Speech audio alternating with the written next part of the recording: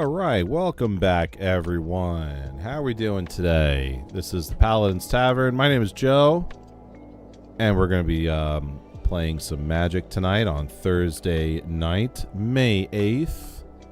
Great to have you. So we're doing some we're going to do some deck creation tonight. Deck creation is a very long process for me.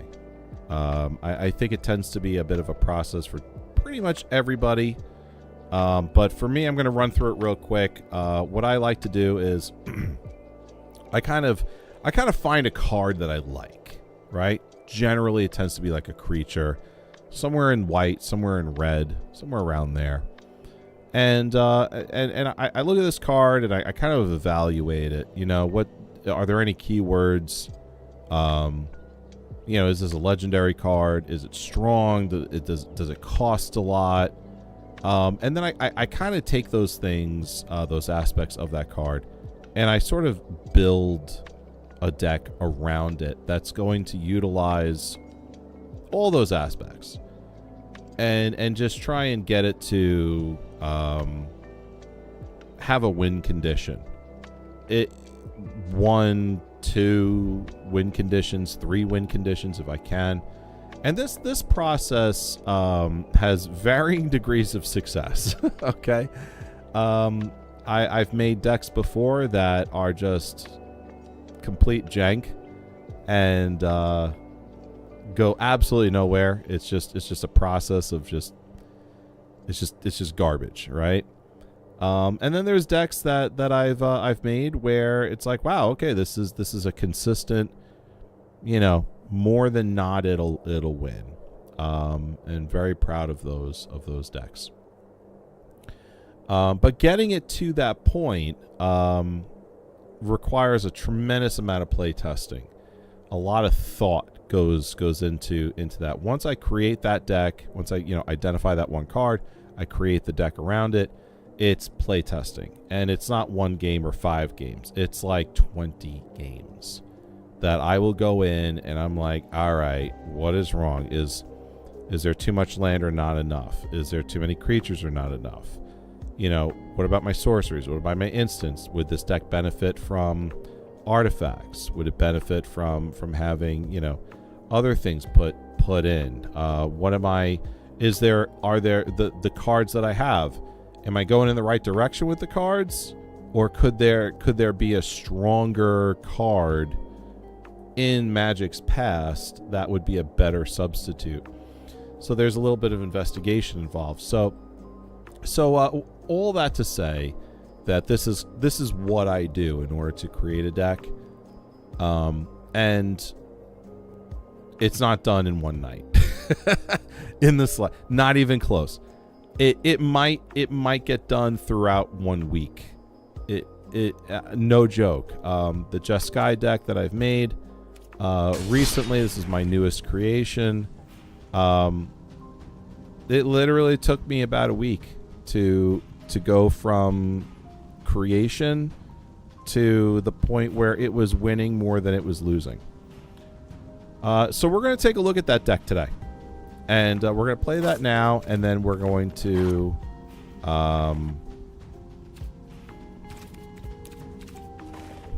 play that now, and we're going to have some fun putting a deck together. And I haven't had a chance to put any thought into this, so I mean, you're going to see the whole thing. I mean, oh, this looks like a terrible opening hand. Lightning Strike and 2 copies of Electrolyze. I mean, holy smokes, man. What am I going to do with that?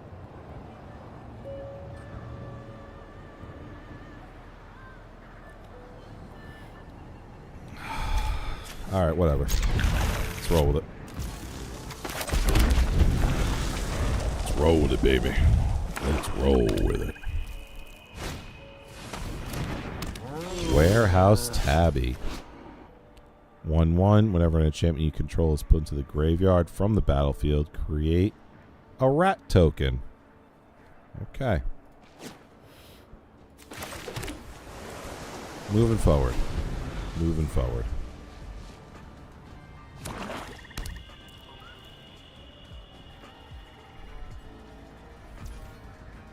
Pass.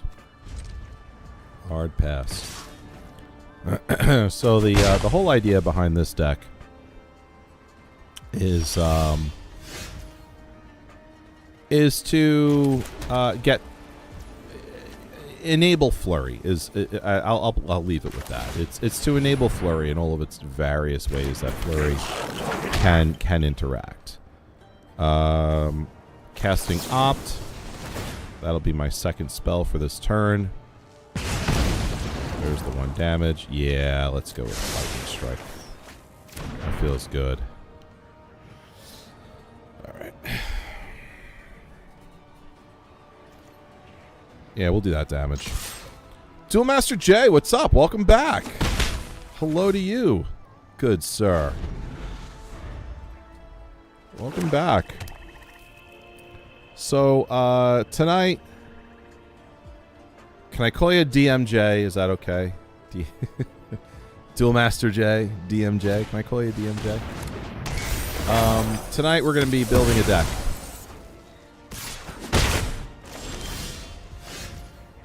And it's probably going to be the jankiest thing we've ever seen. When this creature enters, copy the next spell you cast this turn. When you cast it, you may choose new targets. Okay.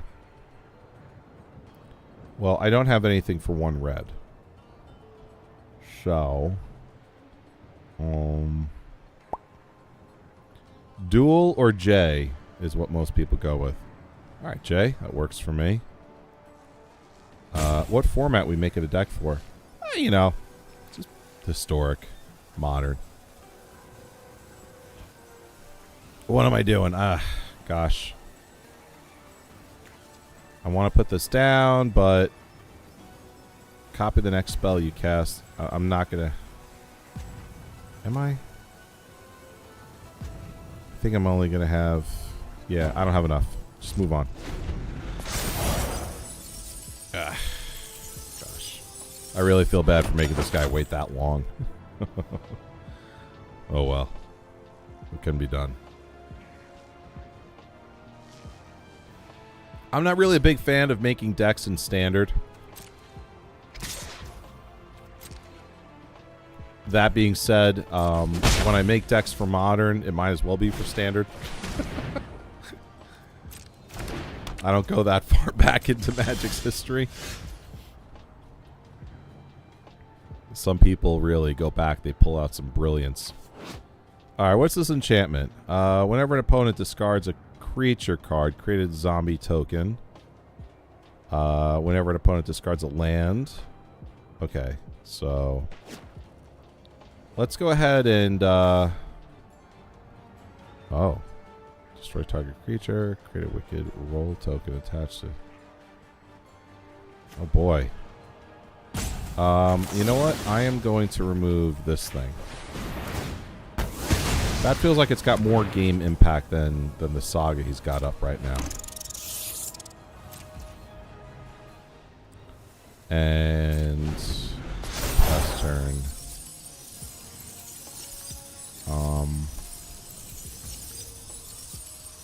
Resolve.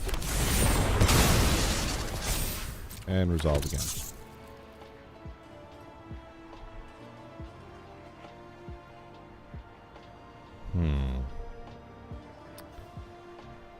Yeah. What I need is at least one more land card. I might be able to pull off Flamehold Grappler and trigger Flurry. Might be able to do that.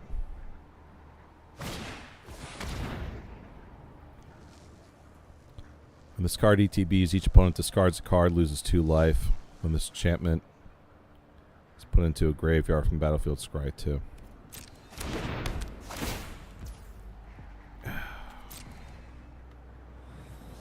Alright, let's get a Get rid of a copy of Electrolyze, I suppose.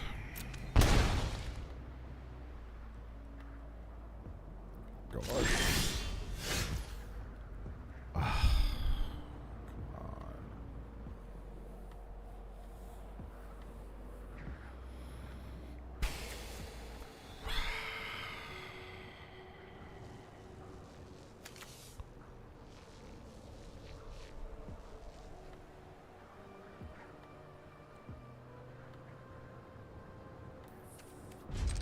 I need one more land card, and then I can pull off some combos. I kind of just have to hold my breath until then, because what's going to end up happening is I'm going to use these lightning strikes, and I'm gonna end up getting the land card in a couple of turns anyway, and be behind the curve. So better to take the hit now. If I don't get a land card this next turn, I'm going to have to really consider some hard choices.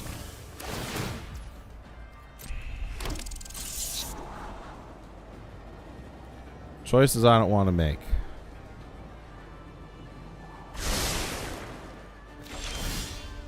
Damn it. All right. Could be worse.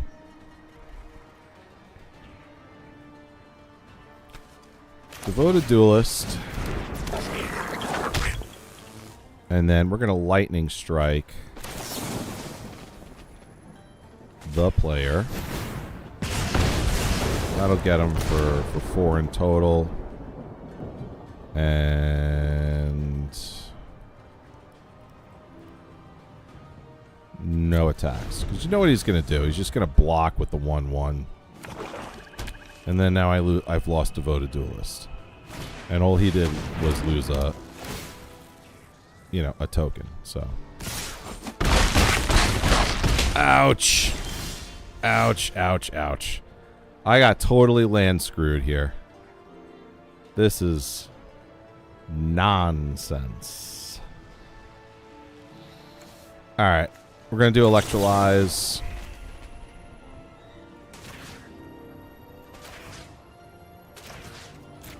Submit 1. Draw a card. Finally. Unfortunately.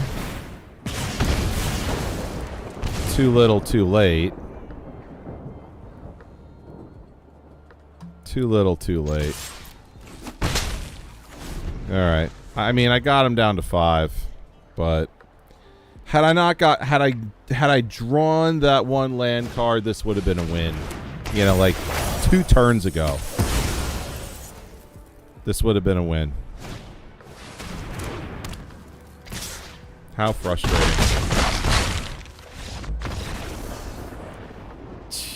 Man. That's the frustrating thing here, man. Like, had I just drawn into that one land card, Let's do another one, same deck. And then we'll start looking at cards I want to possibly make a new deck with. So likely going to be somewhere in white, somewhere in red, maybe red white. Do something like in Boros.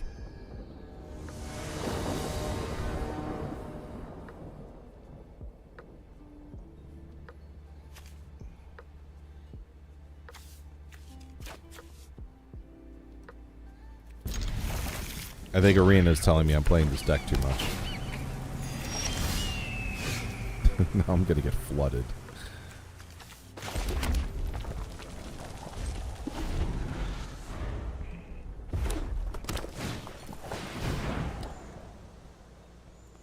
(1/3) flyer. Whenever you cast an instant or sorcery, creatures you control get a 1/0 and trample till end of turn. Alright, alright.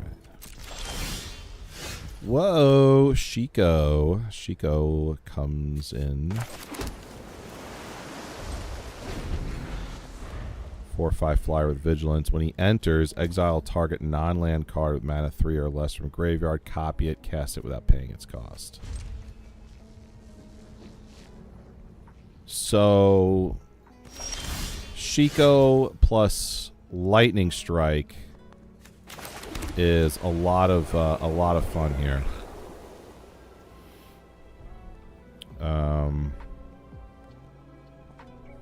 It's a 5 mana for Shiko. Let's do Electrolyze, tap him for 2, draw a new card. Maybe I can get something spicy out of it. Alright, could be worse. Rune Scale, Storm. Not bad. 2/4 flyer. This fucking goblin laughing at me.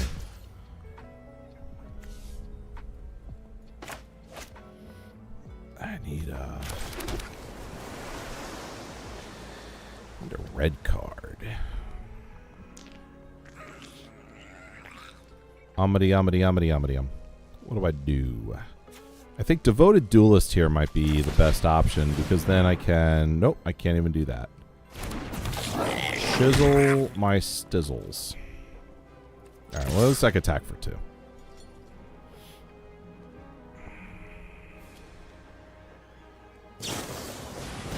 What? Counter target spell with mana value 2 or less. Yeah, on the stack, baby. Counter that. Woo! Toss out the old nope.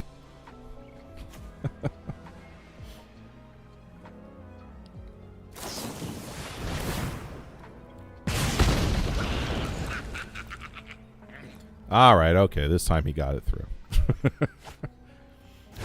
But that first time was fun.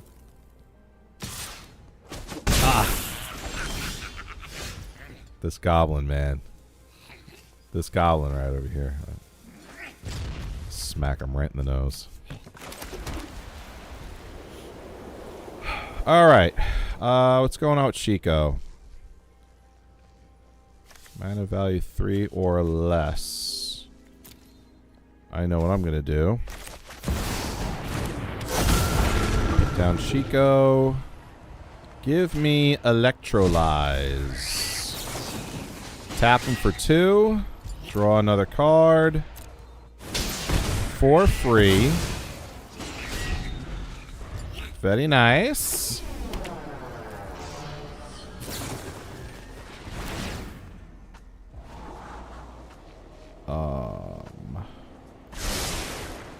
This guy's not going to swing into my 4/5, is he? He is? He's probably got a cantrip. I'm going to block him, see what happens. Oh!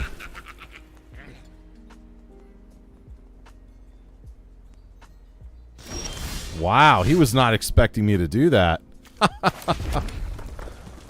Well, shucks. Alright, let's get him for 2. And then we're gonna opt. Scry 1, draw a card. Oh, Devoted Duelist. Yeah, I'm gonna put that on. Put Devoted Duelist down.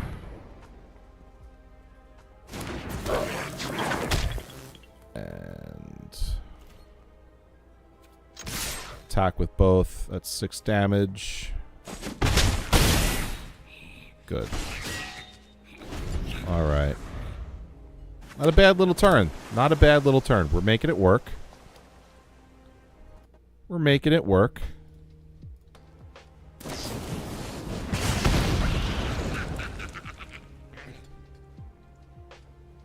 This guy's trying to get rid of Shiko in the worst way.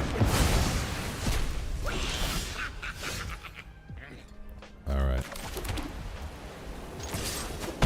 Unfortunately, I've run out of gas. I've got plenty of mana, but nothing in my hand to draw into. Let's make like lightning and get cracking. Thanks for the helping paw. Getting flooded. He's gonna end up killing. Ah, shucks.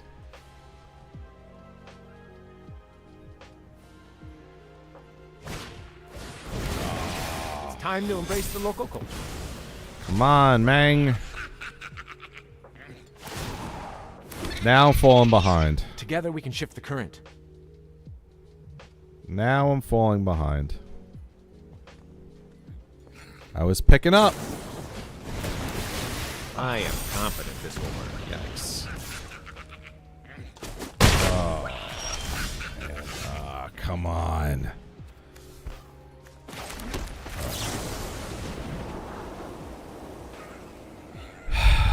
Better than nothing.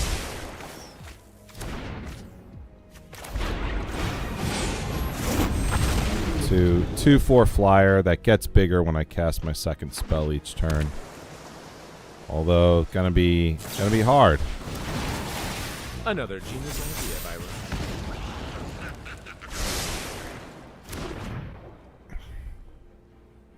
Man, I'm getting pummeled right now. Absolutely pummeled. Ah! I am confident this will work.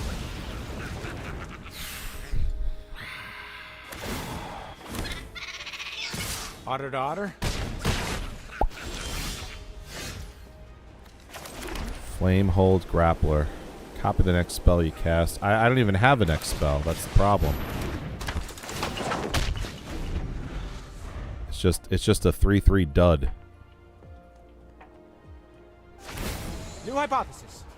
I'm about to win. Instant sorcery cards. Have storm. I can invent. Oh boy. That's it. Done for. Lava coil. I've calculated exactly what I need.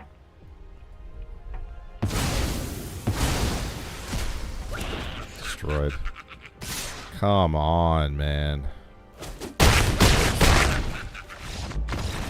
Ah! This is so frustrating.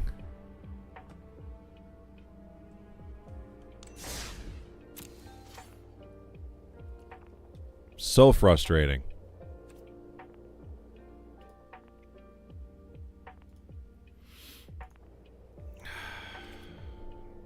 Man, it was so close.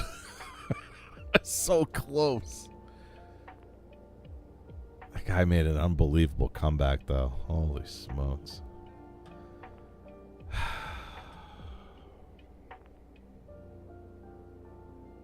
I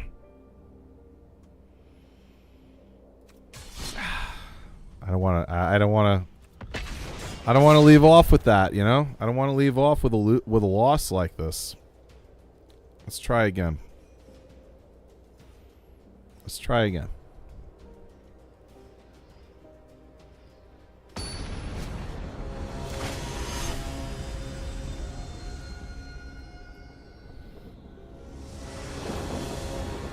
Okay. All right. That. Not terrible.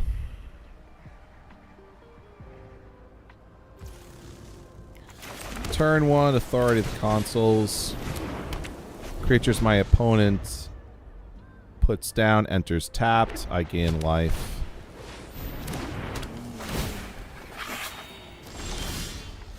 Mystic Monastery, nice. However, Devoted Duelist, turn 2. Not bad.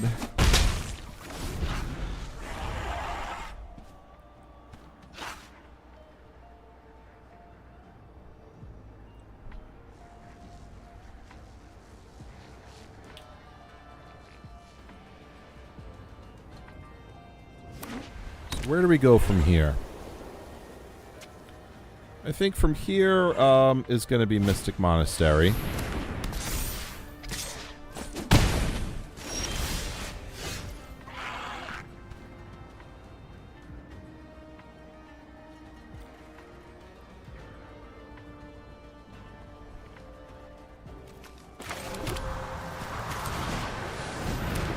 Another copy of Devoted Duelist. Swing in for 4. Do that.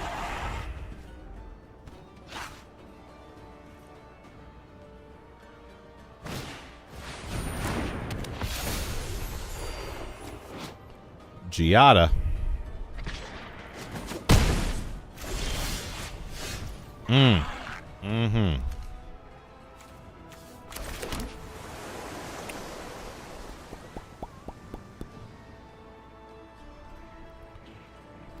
Let's move into attack 4 again. And turn. What I'm looking to do is combo with Lightning Strike. That's what I'm looking to do here. So the whole idea on this deck is enabling Flurry, cast 1 spell, making sure I cast a 2nd spell. So that's what's going on here. So I want to pull something other than just Lightning Strike, because then I want to do more than just 3 damage.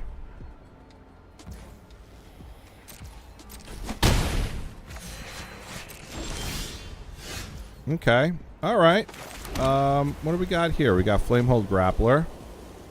Copy the next spell you cast. Okay. Let's do that. That's going to be a blue, a red, and a white. And I should have 2 mana left.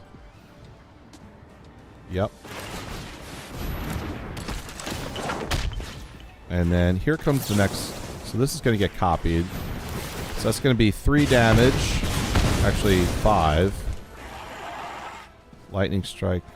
Choose any target. Player again. Right. And now we swing in for 4 on top of it. Now that is the kind of turn that I want here. That's a good one. All right. We're going to go ahead and we're going to finally get rid of this thing. If we can.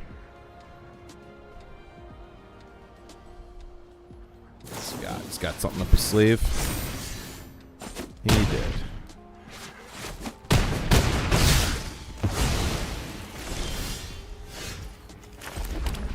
Okay, let's put down... I'm the servant of the secret fire.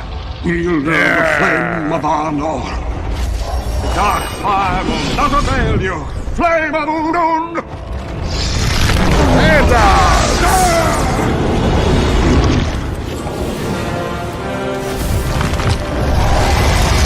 Go back to the shadow.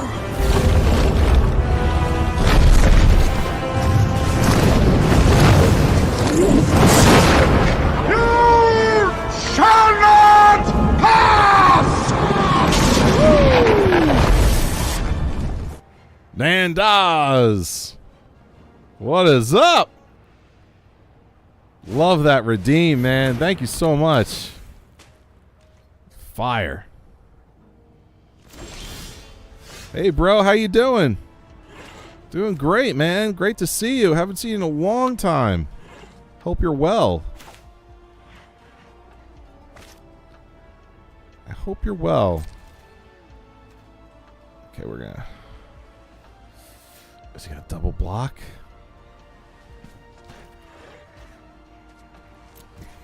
No attacks. End turn. How's the family? How's things?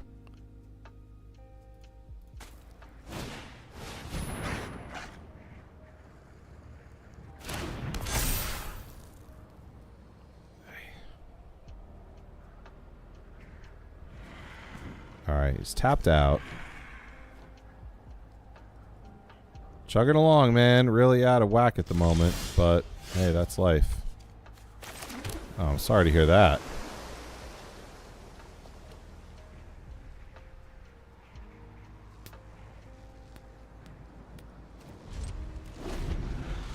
Hope things get better for you.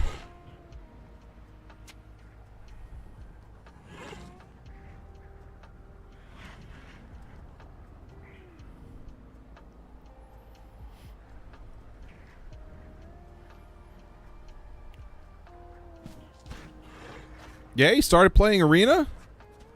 Oh, nice. How are you enjoying it?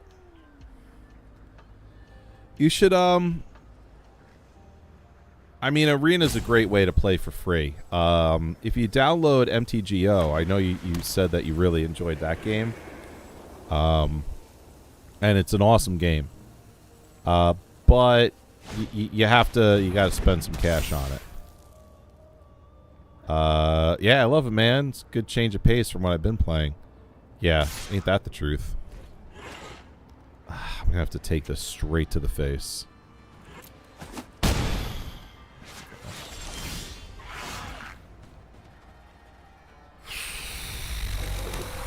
Just stacking loss after loss with this today. Oh my gosh.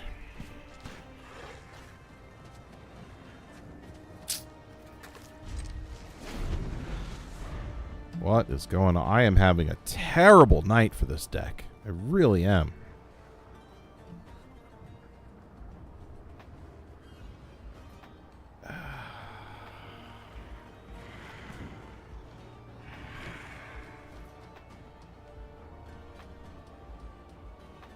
Magic's a great game. I've been playing it for 9 years. And it's one of those games I always come back to. I got a block. Just doing the Spark ranked games now with the starter decks, really getting a feel for the game. Yeah.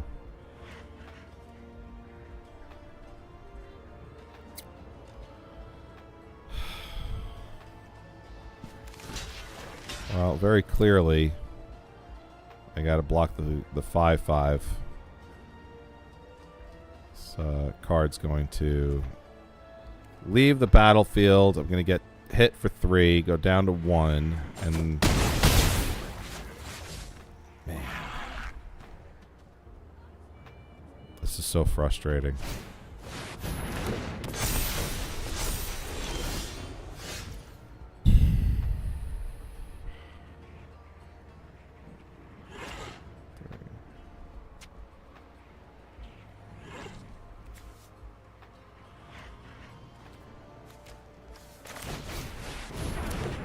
Hey, Potine, what's going on? Nice to see you. Potino Bowen says, hail. There we go. Alright. Unfortunately, can't attack.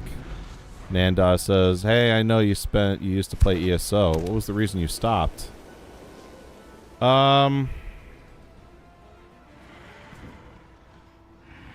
The game went in a direction that I couldn't support anymore.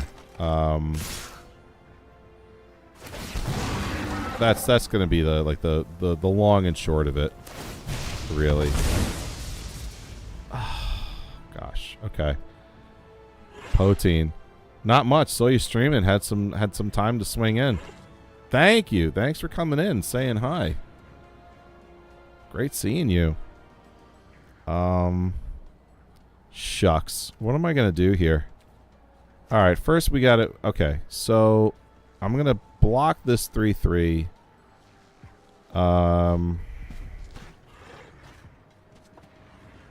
I don't have it because he's got 3 flyers. I only have 2. So it doesn't matter what I do. This is just... I just lost. So... I mean, I'll block, you know, what I can, but that's the end of it. Good game, though.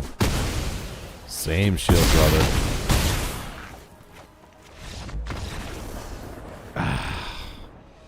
Terrible night with this deck. Terrible night. 0-3. Sucks.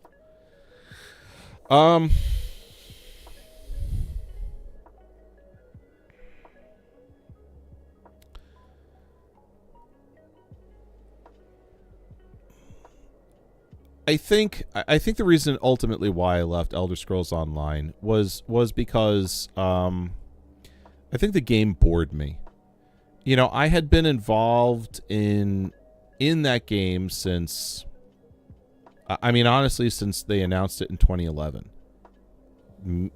No, 2012. 2012. It was about this time in 2012 when they had announced it, and I had been involved in the game since then. And here comes 2019, and you know, between stuff going on with the devs, you know, nonsense with Bethesda and they're, you know, just making crap games, you know, obvious cash grabs. The story they came out with was not great, you know, and then I was getting bored with it at the same time. It had kind of just been enough for me. I don't think it's a bad game. I think it's, you know, if you're going to play an MMO, I think it's probably one of the better ones that a person can play. However, it was I think the combat in the game I found to be very boring after a while. There just wasn't a lot of, like, I found the combat to be boring.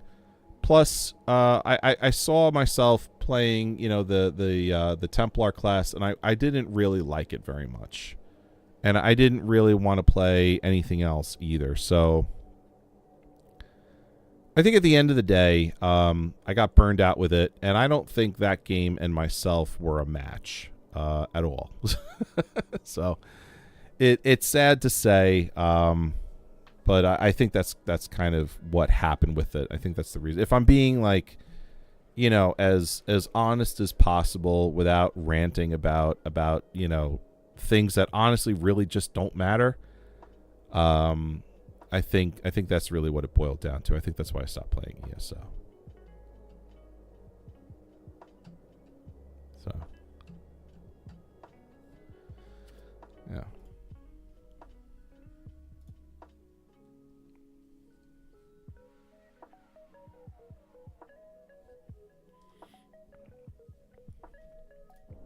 All right. I know I said I was going to make a deck today. So let's start getting involved in that process. Not sure how far along we're going to get in it. But you know,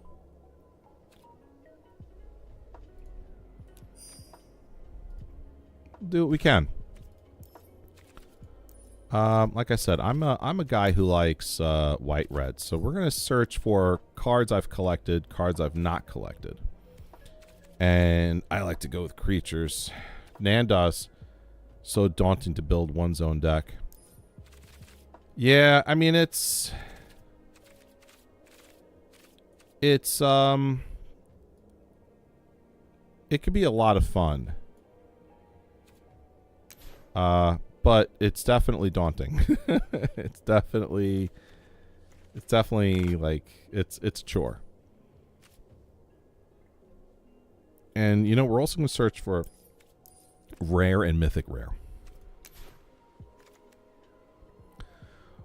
One of the things I love doing is I love looking at my Magic cards. And that's kind of what deck creation starts with. Deck creation is like you kind of stumble into it, right? Because if you have a collection of cards, you know, you're looking at them, you're enjoying them. You're like, "Oh man, look, check it out, this card. This is a cool card." And then all of a sudden you start thinking, like, you know, what could go with this? What could I do? How can I make a deck out of this? That's how it begins. And if you're not, you know, if you're not doing that, you know, if you're not, then it's really tough to put a deck together. Nandas, what would your advice be on building a deck for the first time?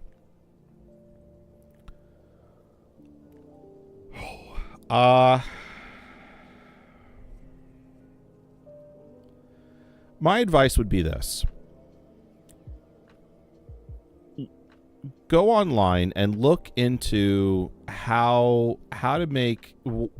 You want to hit a certain ratio of land, creatures, and spells like sorceries, instants, maybe artifacts. You want to kind of look into what ratios are good. You want to be aware of that. You want to be aware of what colors in Magic impact you, that you like the most. You want to be aware of that as well.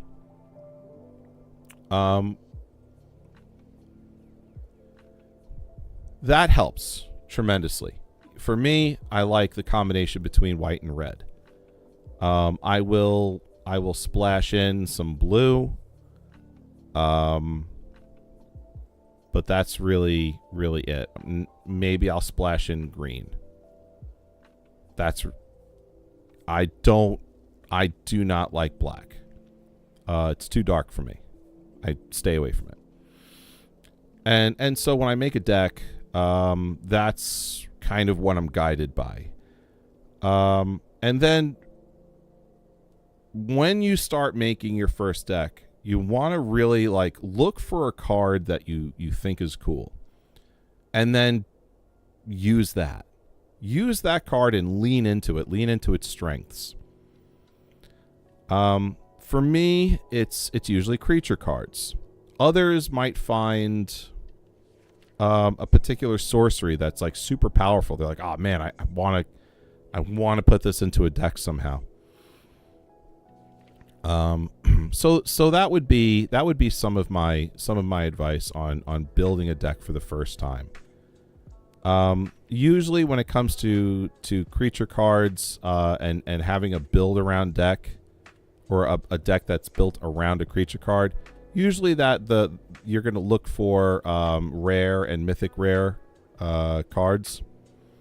Planeswalkers are very good for building decks around.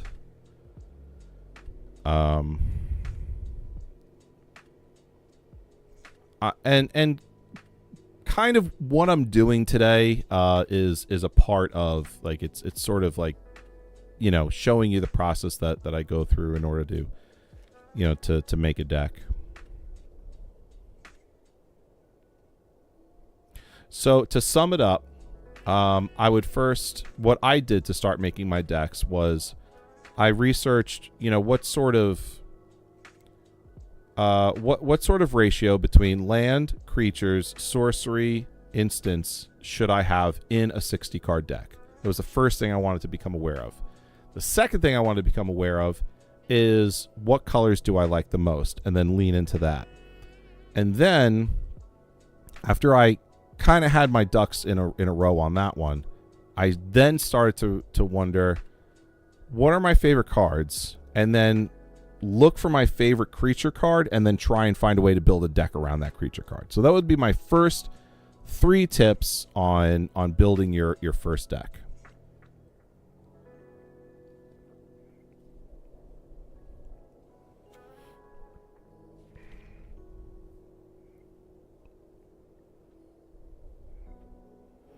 Okay, so this guy seems kind of cool. Kemba, Ka Enduring. He's a cat cleric. 2/2 for 1 and a white. Whenever Kemba or another cat you control enters, attach up to 1 target equipment you control to that creature. Equipped creature you control gets a 1/1. Spend 5 mana, create a 2/2 white cat creature token.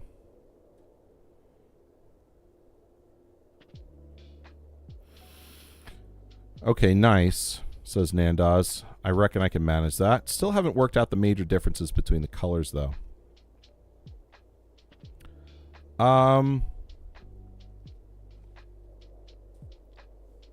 Okay.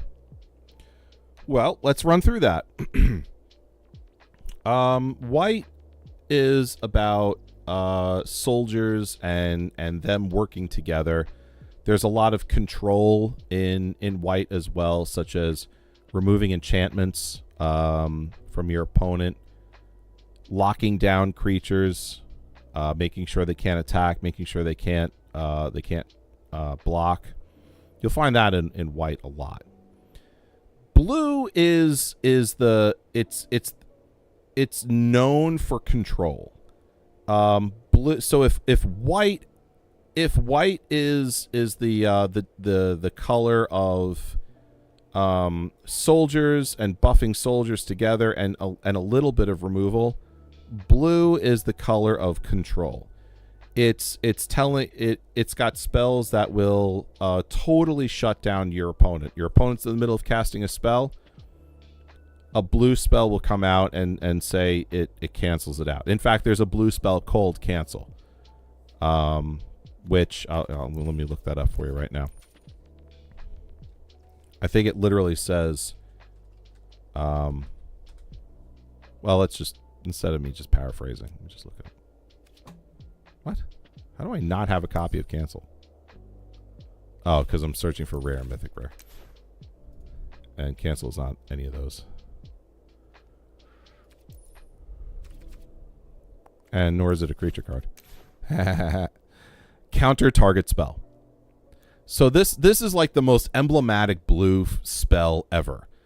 Because blue is all about controlling and shutting down your opponent. No, you can't cast that. Is what blue does. Black is about your graveyard.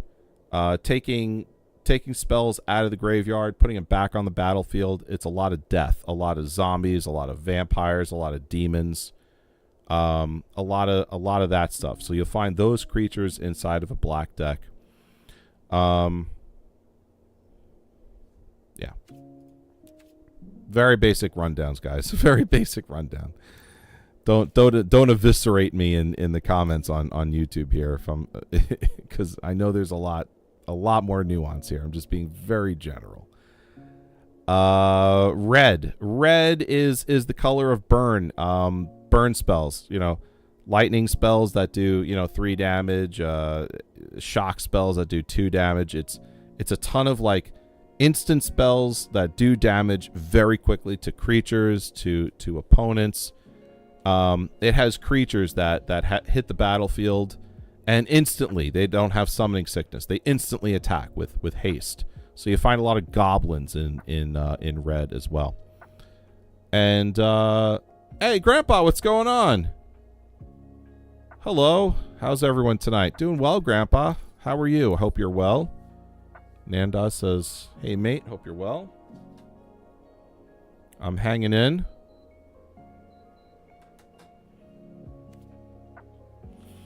Thanks for catching that bot. Very good. And then finally, green. Green is about big creatures and big creatures getting bigger. You're going to find creatures like dinosaurs, and dinosaurs are a great example. We'll just leave it at that.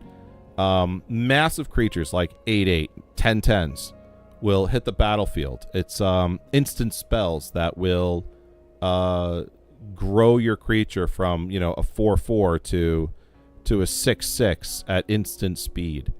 So you'll see like a lot of growth, a lot of growing, a lot of foresty kind of spells out of that, and also ramping, mana ramping. So what's mana ramping? I want to show you a spell called Llanowar Elves.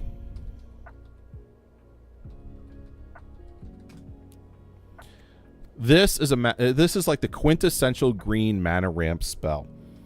It's a 1/1 for 1, and what it does is, okay, so it's an elf. It's an elf, is what it is. It's an elf character, and it does 1 damage. But look at what it says in the text there. Tap it, add green. This is the kind of thing that you want to put down turn 1 of any classic quintessential mono green deck. Why? Not because it does 1 damage, but because at turn 1 you put down green, tap it, spend Llanowar Elves, right?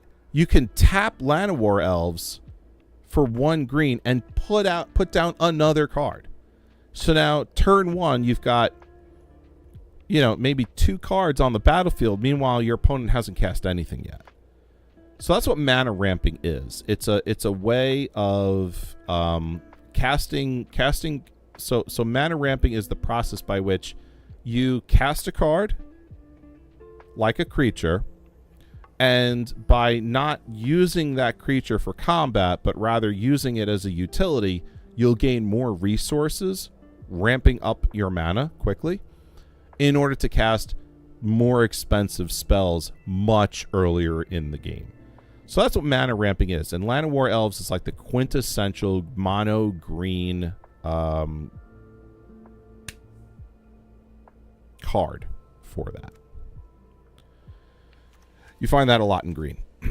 So, very, very basic. Very, very basic. That is what the 5 colors are mostly, broad strokes, are about.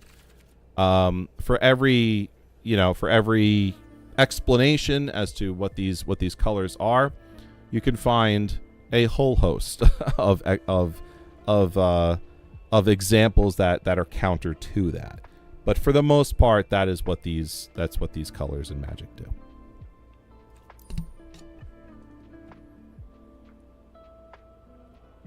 So, my favorite is red white, and the reason why I like it is because it has a lot of creatures that work together, but also a lot of burn spells. Yeah, Nandos, extra rundown. Oh, no problem. My absolute pleasure.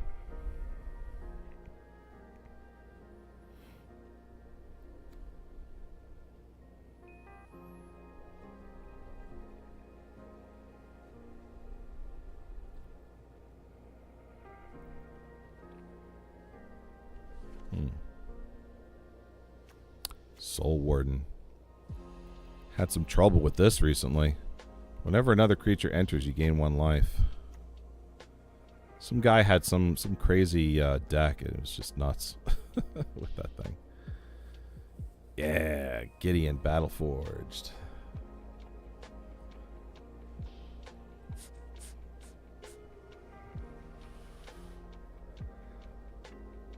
Huh. At the end of combat, if Kythian and at least 2 other creatures attacked, exile Kythian. Return to the battlefield transformed under his owner's control. Spend 2 and a white. He gains indestructible till end of turn.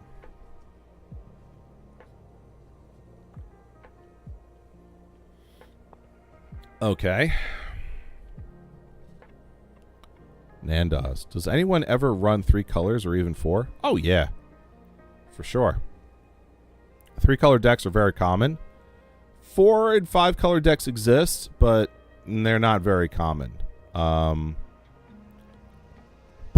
2 color, 3 color decks, very, very common.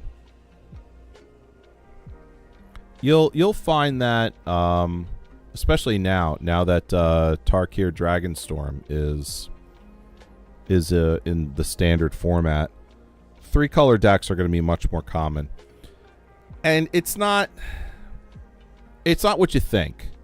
Most 3 color decks and 4 color decks, or even 5, most decks that go beyond 2 are really just a 2 color deck, but they do what they call splashing in.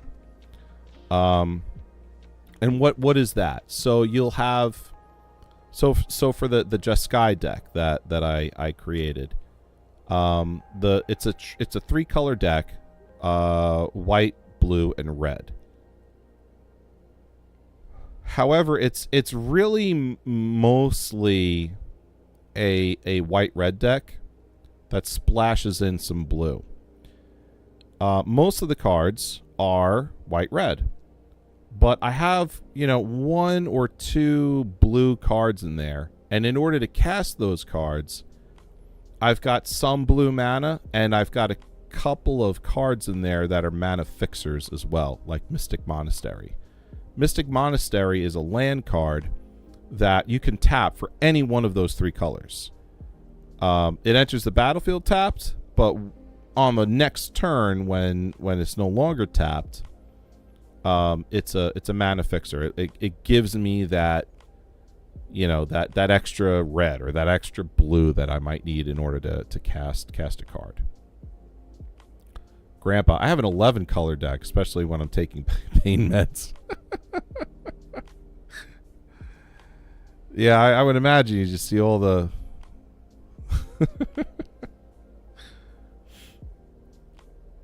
thinking about making a Gideon deck. Up to one target creature an opponent controls attacks Gideon during its controller's next turn if able. Okay. Until your next turn, target creature gains indestructible. Untap that creature. And for 0, until next turn, Gideon becomes a 4/4 human soldier creature with indestructible. It's a planeswalker, prevent all damage.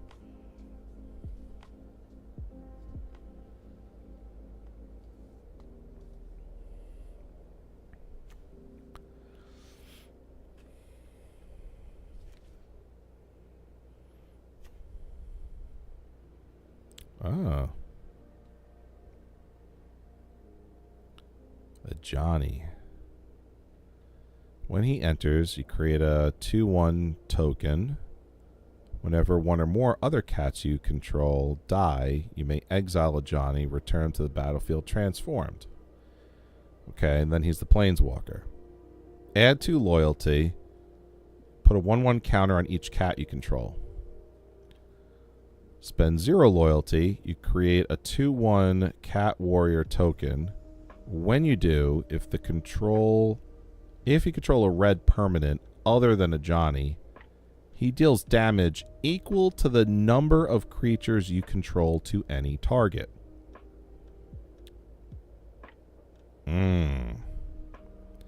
Spend 4 loyalty. Each opponent chooses an artifact, a creature, an enchantment, a planeswalker from among the non-land permanents they control. Sack the rest. Shoo.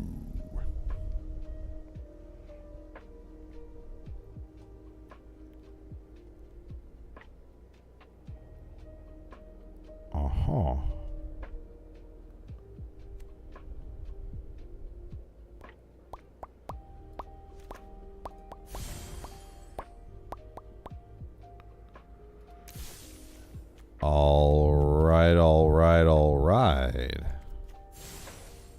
All right, guys, I think we got it.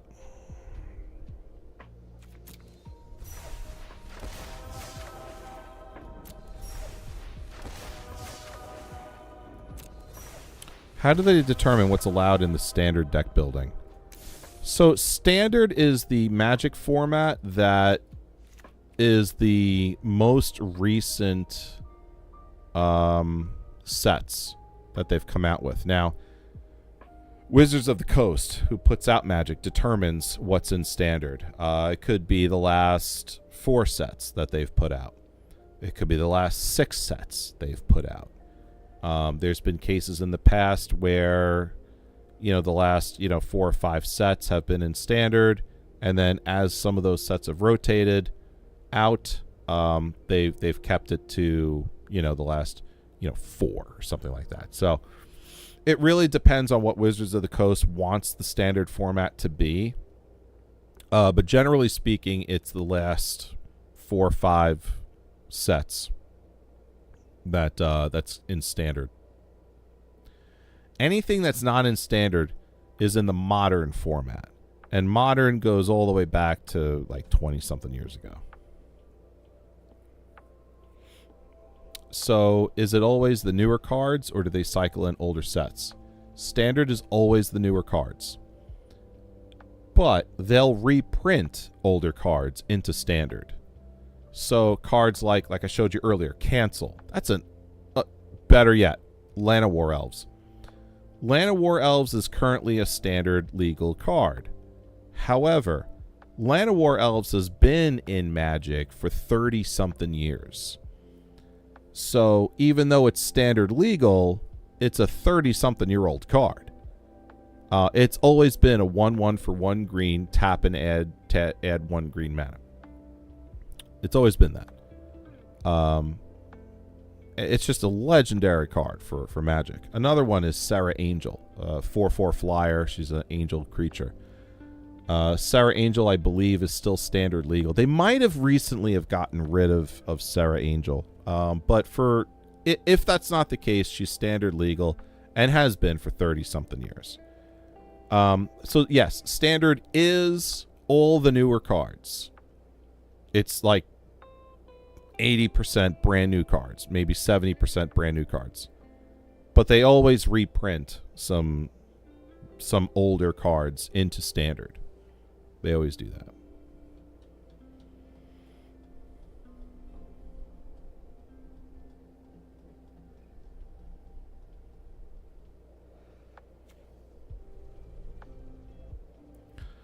All right, so with this card, what I'm going to want here is tokens, cats. That's what I'm going to want out of this. In white and red. I want cards that create tokens. I want cards that are cats. Have that cat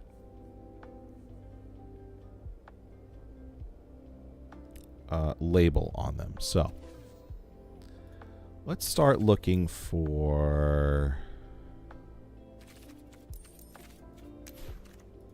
Let's just start looking for the keyword cat. Let's see. Charmed Stray. Definitely a good one to have in. Laying in Vanguard. 1/1 for 1. Beginning of combat on your turn. If you control 3 or more creatures, this creature gets a 1/1 till end of turn.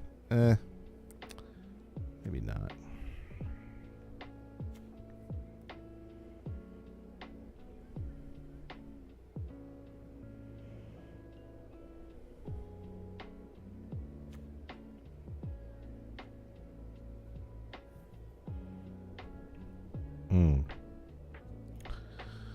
Garrison Cat.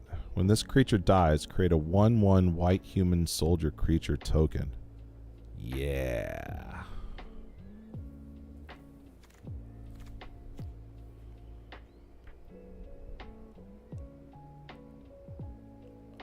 Now, John is going to be making those can make cat tokens.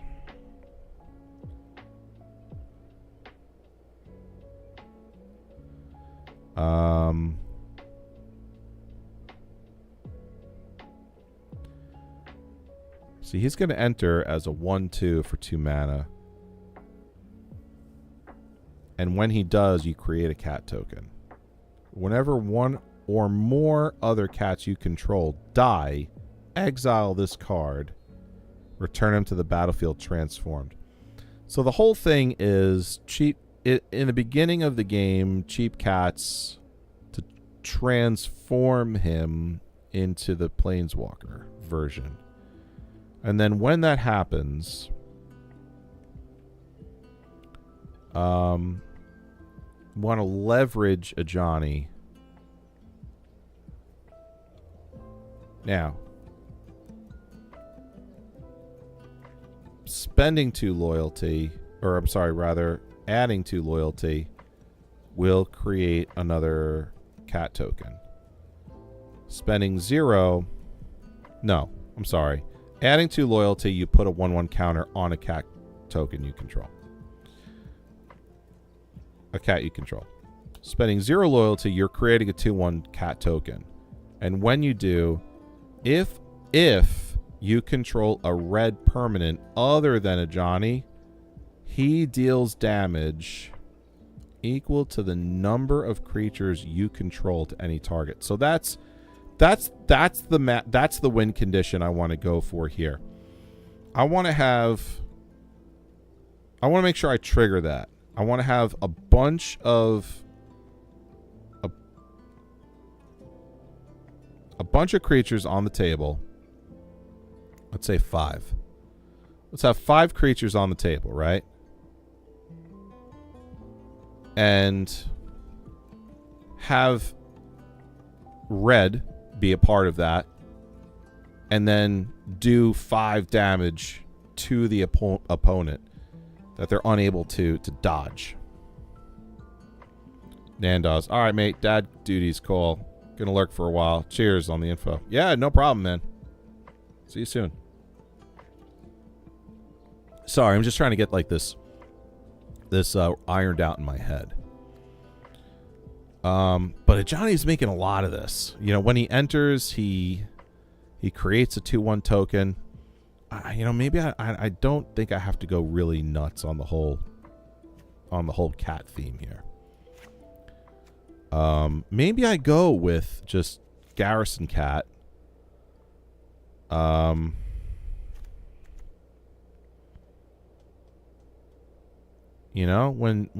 Garrison Cat dies, it's going to create a soldier anyway. But Johnny's making a cat soldier.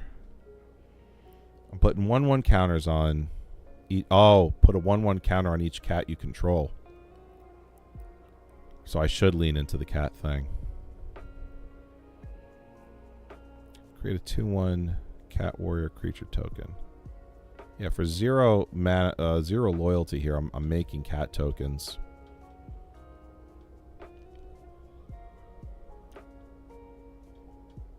Okay.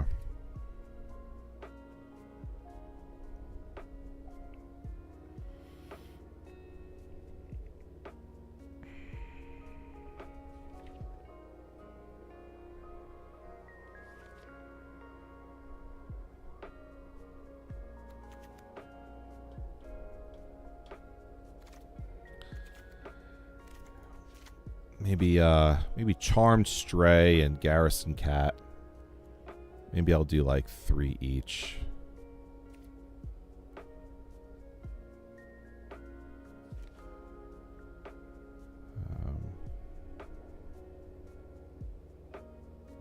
Johnny's Pride Mate. Another good one.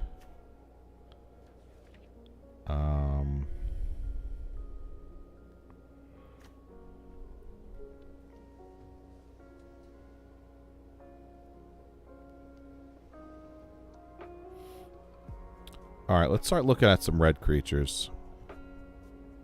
There's another one in white that I want to add in.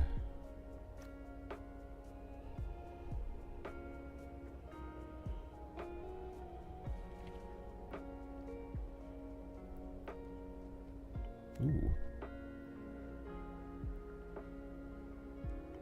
Brimaz, King of Oreskos. 3/4 with vigilance. When he attacks, you create a cat token with vigilance that's attacking. When he blocks a creature, create a cat token with vigilance that's blocking. Wow.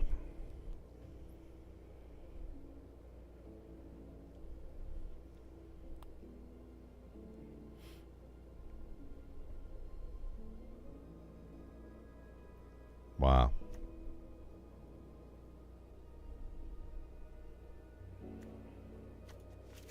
That's for 3 mana, that's pretty good.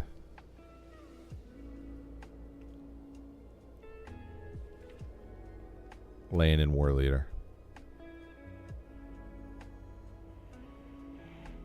This was it.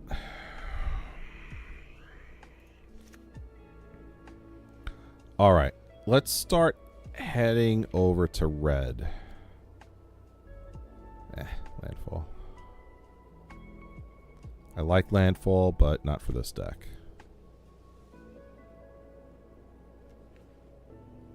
Okay, here we go. Ember Cat. Tap, add red. Spend this mana only to cast an elemental spell or a Chandra Planeswalker spell. That's too narrow. It's another cat in red. Just a 2/2. Blank 2/2.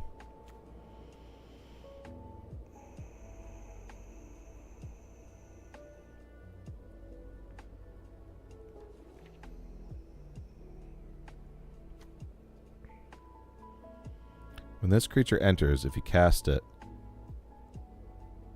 add 4 colors. Jeez.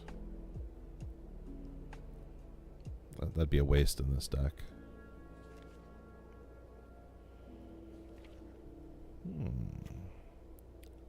Regal Leosaur. 2/2, mutate for 3 mana. Whenever this creature mutates, other creatures you control get a 2/1 till end of turn. Savai Thundermane. 3/2 for 2 mana. When you cycle a card, you may pay 2. When you do, this creature deals 2 damage to target creature, and you gain 2 life. Alright, but I'm not using cycle in this deck, so...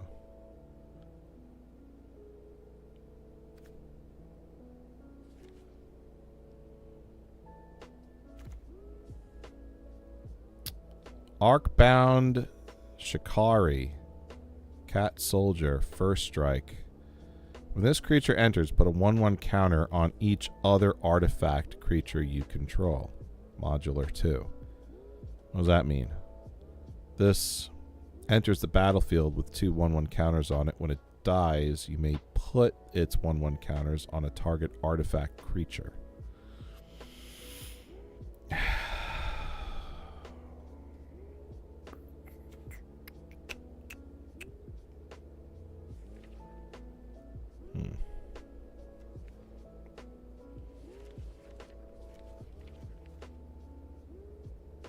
Rescue Leopard. Whenever this creature becomes tapped, you may discard a card. If you do, draw a card.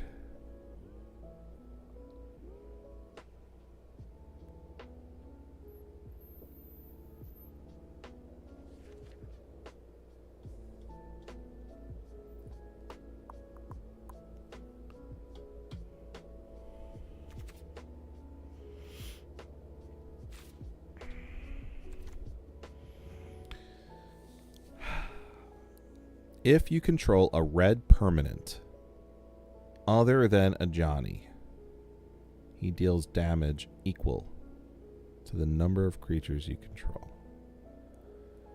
Alright, what about enchantments? Doesn't have to be a red creature permanent. Right? Let's take a look at enchantments. And maybe even artifacts. Let's see if we can find artifacts and enchantments in red.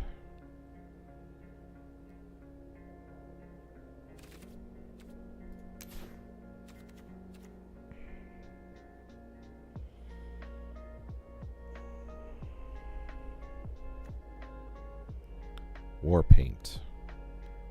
Enchant artifact or creature as long as it's a creature gets a 2/1. Oh, Alpine Moon. As this enchantment enters, choose a non-basic land card name. Lands your opponents control with the chosen name lose all land types and abilities, and they gain tap, add 1 mana of any color.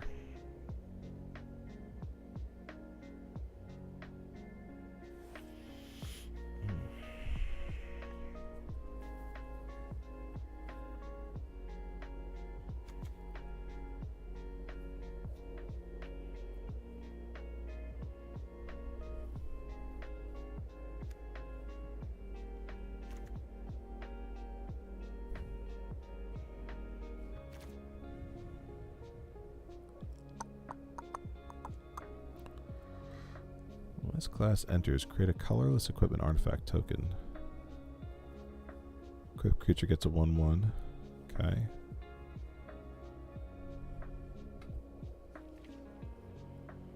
I don't know what I'm looking for. I think an enchantment in red would be a good idea. Something to affect the board state.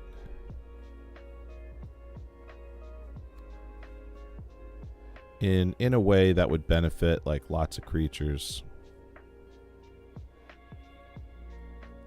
I don't know. I don't really know what I'm looking for. Enchanted creature you control. When this aura enters, target creature can't block this turn. Enchanted creature gets a 1/1, has haste.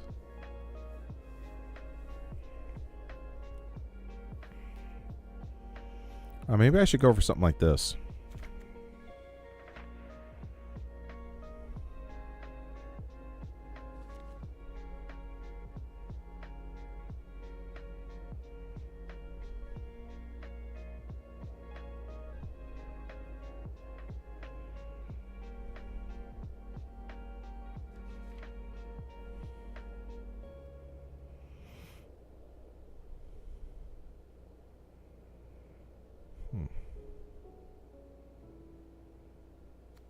Here we are.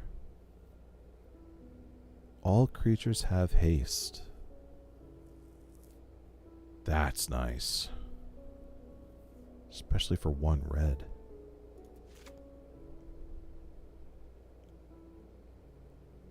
Yeah. I like that.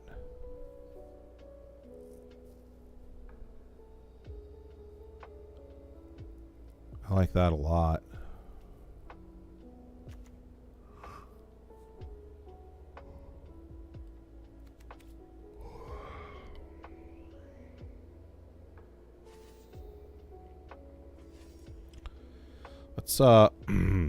Let's add the additional keyword of haste on this. And I want to drop artifacts from this search. Let's see if we can find an enchantment that's just like this.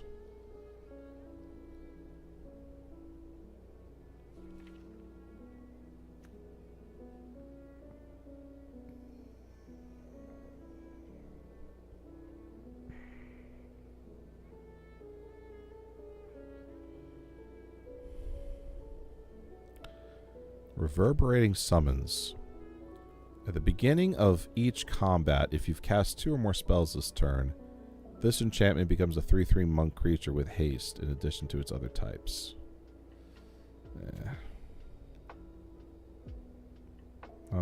Not what I'm going for here.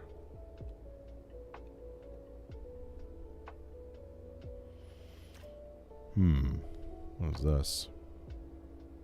Reflection of Kiki Jiki. Fable of the Mirror Breaker. Create a 2/2 goblin. Whenever this token attacks, create a treasure token. Discard up to 2 cards. If you do, draw that many. Exile Saga. Then return to the battlefield transformed under your control, which becomes this, Reflection of Kiki Jiki. It's a 2/2 creature. Pay 1, tap. And you can make a token that's a copy of another target non-legendary creature you control, except it's got haste. Sack it at the beginning of the next end step. What's going on here with sneak attack? Why is it glowing like that?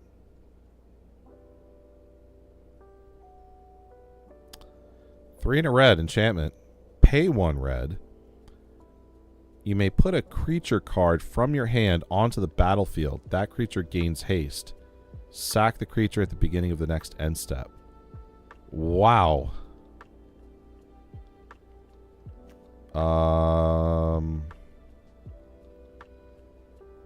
That might be it.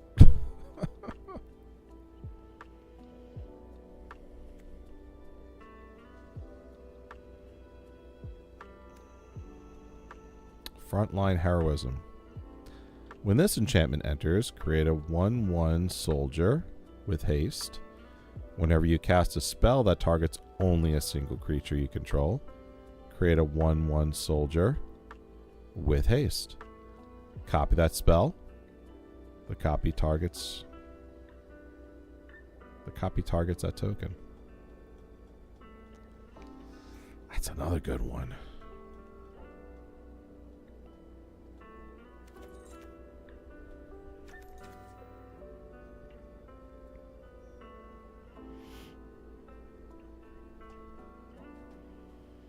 Maybe I can add in some like pump spells at instant speed.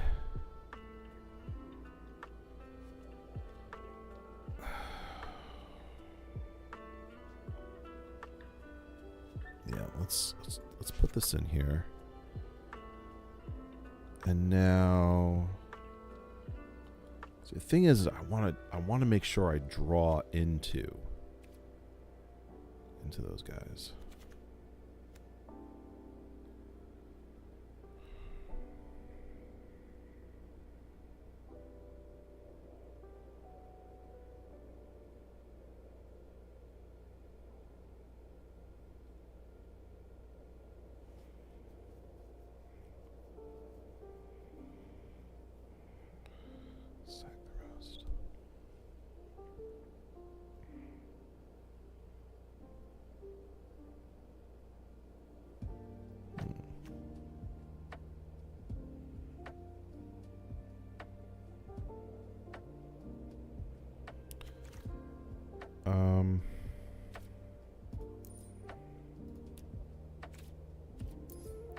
All right.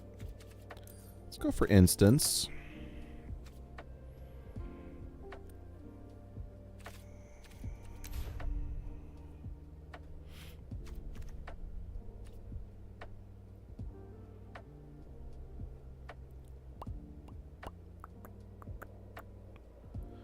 Target creature gets a 2/2 till end of turn. Addendum. If you cast a spell during your main phase, that creature gains flying till end of turn.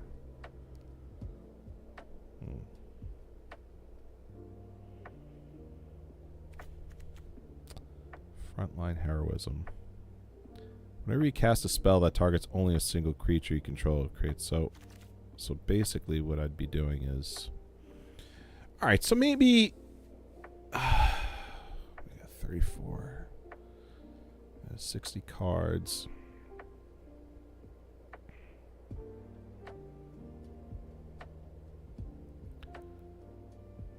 So let's think about maybe adding 3 instants that pump.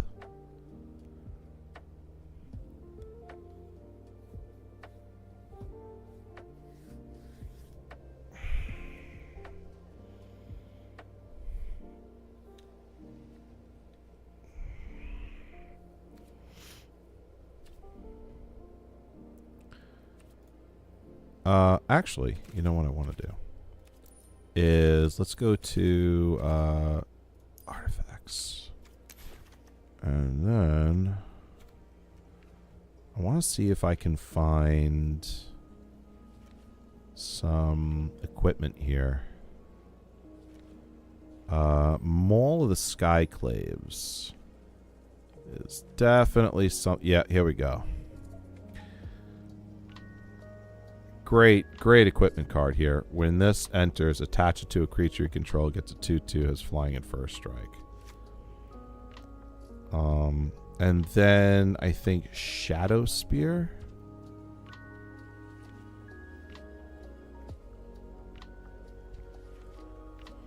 There might be another one.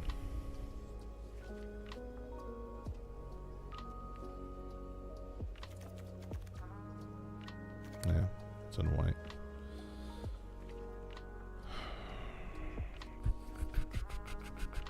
I know Shadow Spear is not in red.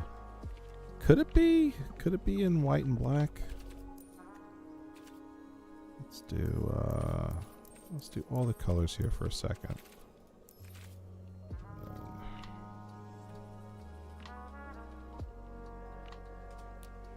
There you go. Shadow Spear. Equipped creature gets a 1/1, has trample and lifelink. Spend 1 permanents your opponent's control, lose hexproof and indestructible till end of turn. You equip it for 2.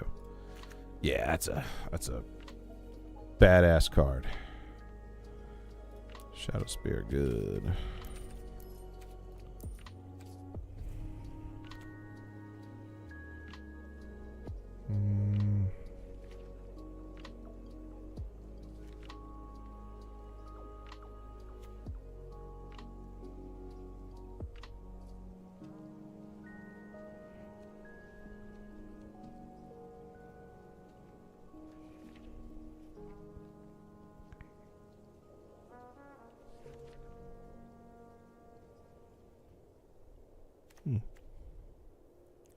Dancing Sword. Quick creature gets a 2/1. When it dies, you may have this equipment become a 2/1 construct creature with flying.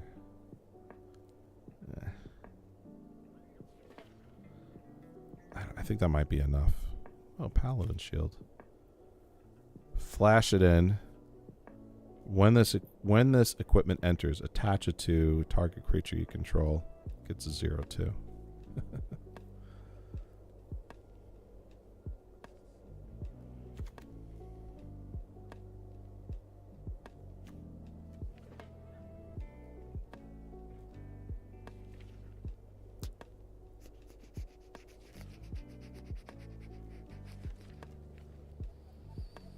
Mace of the Valiant. Equipped creature gets a 1/1 for each charge counter on this equipment and has vigilance. Whenever a creature you control enters, put a charge counter on this equipment. Not my jam.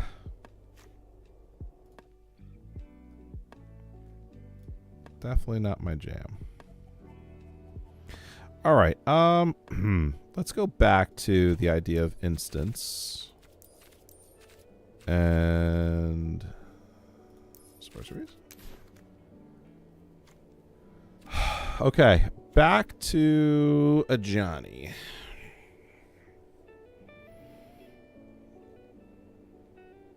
I want to do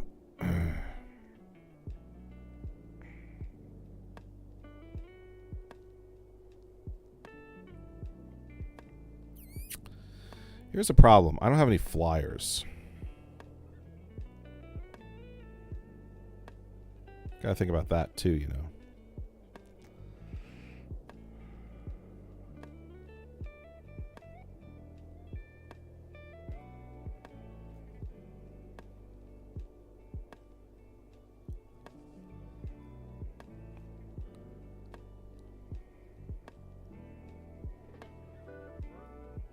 Each opponent chooses an artifact, a creature, an enchantment, and a planeswalker from among non-land permanents they control and sacks the rest.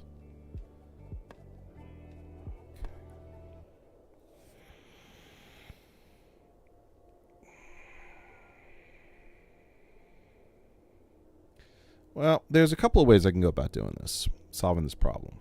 I can get instant and sorcery spells that add flying to lend a turn, or aura cards that attach to creatures and they just have flying.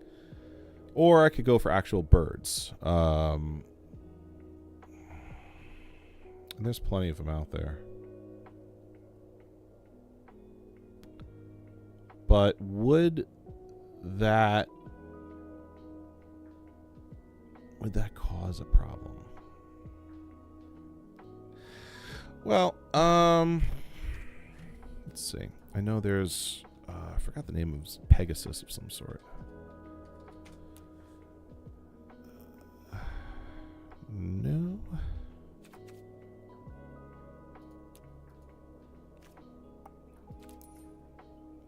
Oh, that's why.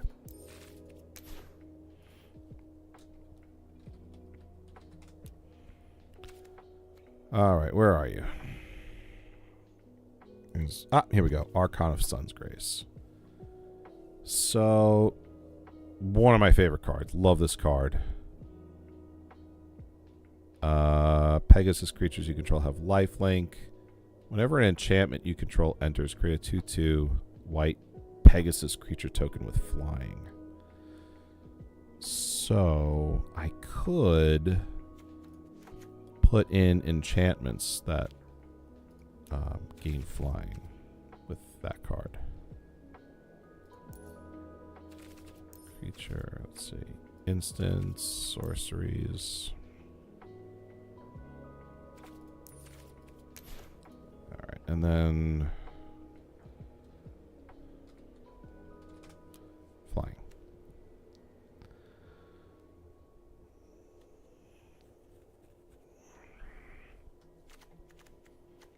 Now, looking for an enchantment. Okay. Boom.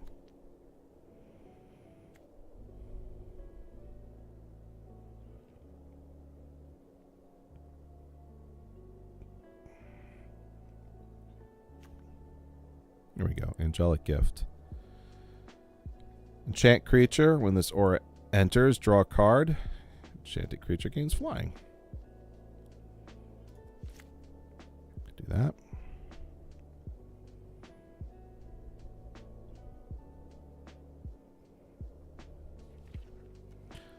Feather of Flight. So enchantment aura. Flash it in. When this aura enters, draw a card. Enchanted creature gets a 1/0 and has flying. Okay, could do that too. Now,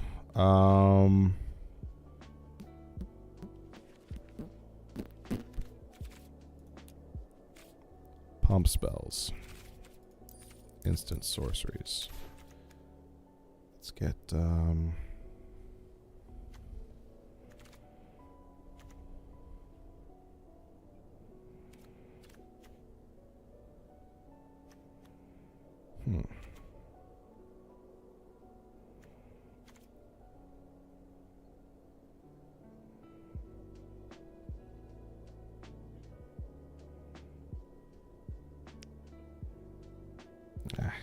I don't think I need pump spells.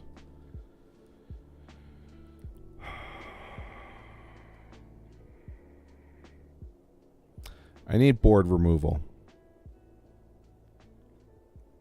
That is what I need. Now, Johnny has his own. So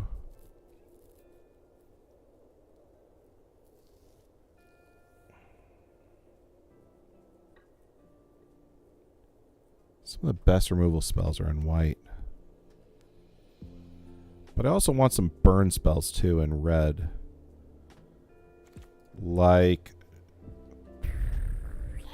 shock.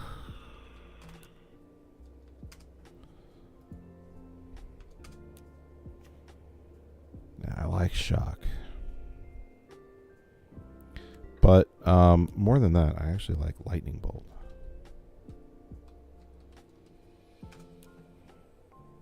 I spell lightning wrong? Yes. I guess I did. The horn of Helm Hammerhand shall sound in the deep. One last time. Yes! Let this be the hour when we draw swords together. Yes! 30-06! Fell deeds awake. Now for wrath, now for ruin, and the red dawn! What is up, 30-06? How are you? Welcome, welcome. Let's do lightning strike. And then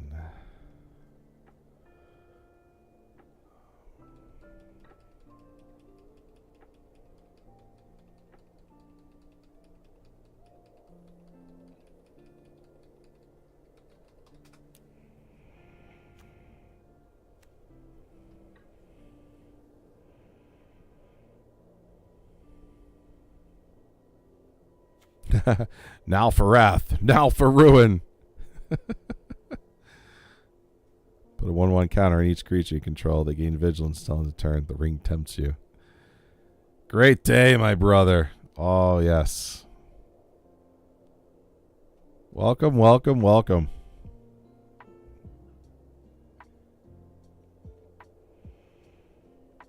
Nandals will be coming back.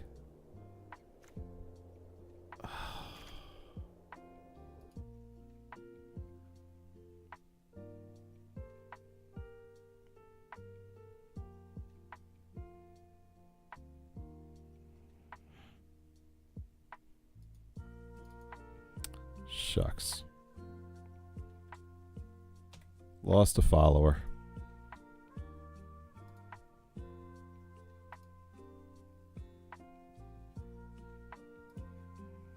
Oh well.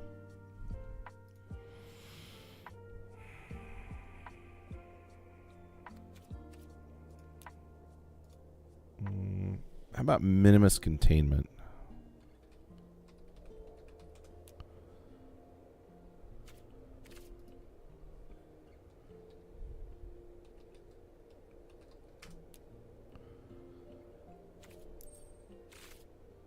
Is that an enchantment? Indeed it is. Yeah, great spell right there. All right.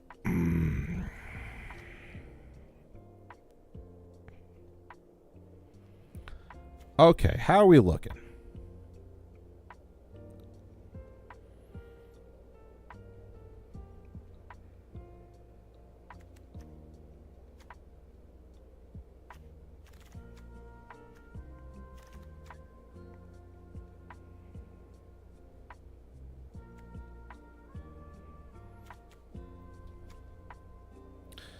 Did you see the news? First Pope from the United States. I know you're not Catholic, but it's going to be interesting to see global results of that. Yeah, I did see the news. You know, I was looking into his what the new Pope's what his ideas are, his values, and honestly, it seems like more of just the same. So, you know, I was excited to see that, you know, we got a new Pope, but disappointed when I saw that his values were the same as the previous. So I'm hoping that this Pope will be different. But I think we're just going to see more of the same. So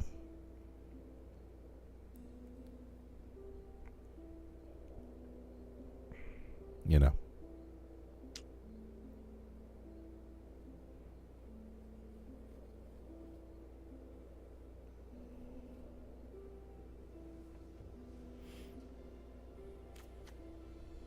I mean, the last one was really bad.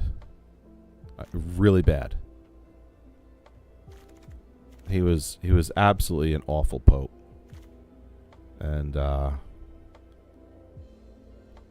know, not sure where he ended up. But whatever. Not for me to say. I like the traditional side of it. When you've been largely the same for 2,000 years, it's slow to change. Well, I mean, you know, that's fine. But you know, the last two popes that we had were not like that. They were very, very progressive, and to the point where, you know, the last pope that we had was just, he was unbiblical. That I hadn't seen. That's great. It seemed like the last pope that we had was outspoken against family values. So that's good. I'm just hoping he's not a progressive disaster like we had with the last pope, you know? I want another Pope John Paul again. We need that. We don't need a politician. We need a biblical, faith-based leader. That is what the Pope needs to be. And since Pope John Paul has passed, we've not had that. We've had a politician.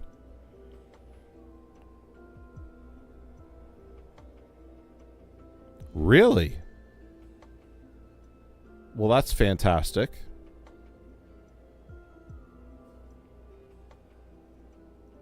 That's fantastic. That I didn't know. That's good.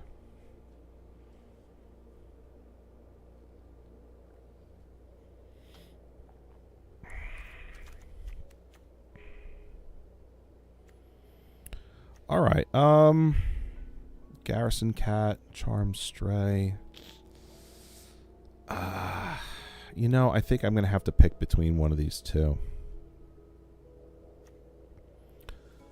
Let's get rid of let's keep Garrison Cat, because the whole idea behind this new deck is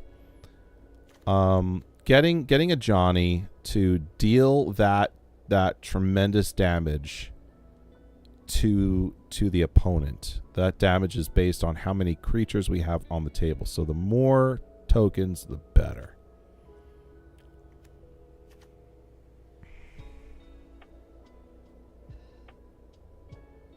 I love Pope John Paul II. He was my confirmation saint for Easter Vigil.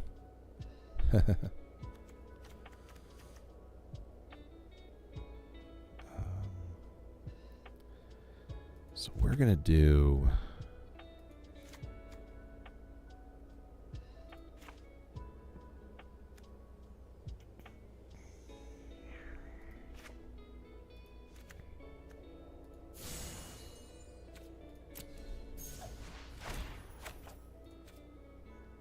Let's do 3 copies of Garrison Cat.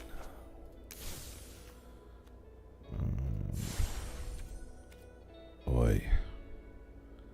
I only have 3 rares left. Ay, ay, ay.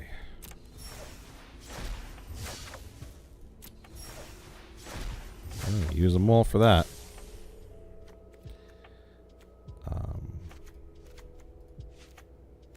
Okay. Shadow Spear. Okay.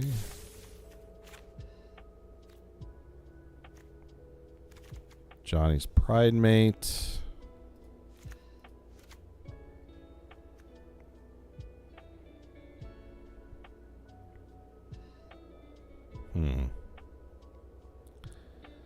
I don't have any life gain in this deck. Doesn't make sense to have Pride Mate in here.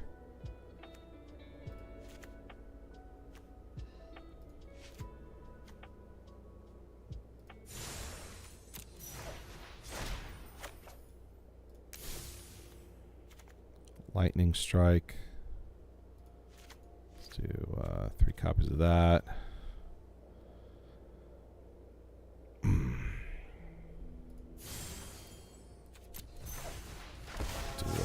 3 copies of Brimaz.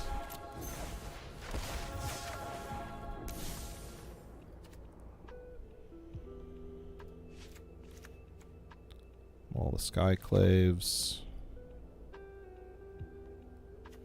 Minimus Containment. Do 3 copies of that.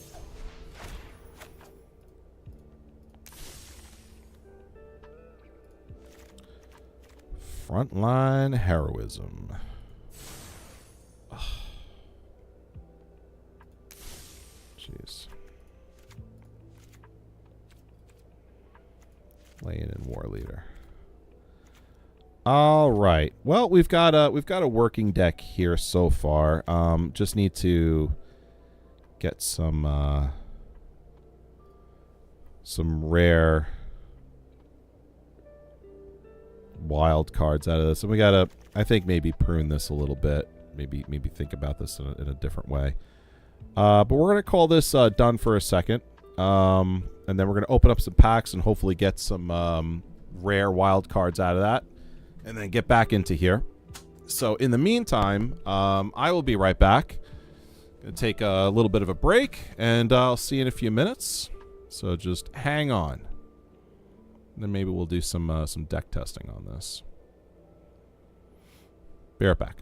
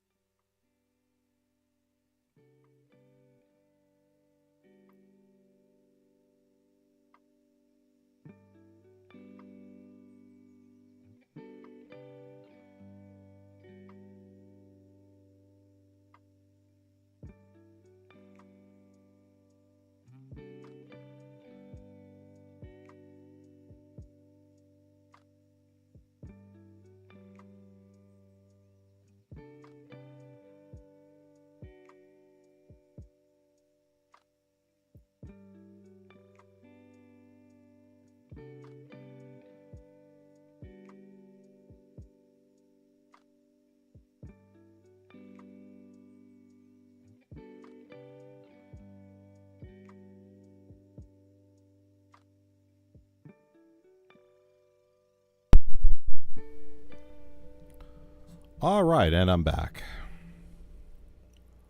Let's go back to our scene here. Very good. 30 Act 6. Pope John Paul II was the first pope to go to the White House. I didn't know that. To see the Queen of England. He went to Poland during the Soviet Union and left such a profound impact there that communism collapsed around Poland. Just an incredibly influential term. Had to hold a candle to that. Hard to hold a candle to that for anyone. He even prayed with his attempted assassin. See, that's a pope.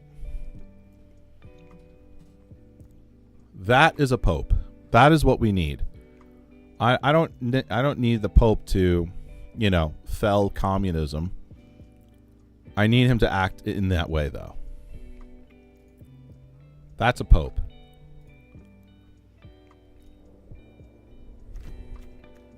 That's what we need. Especially in this day and age.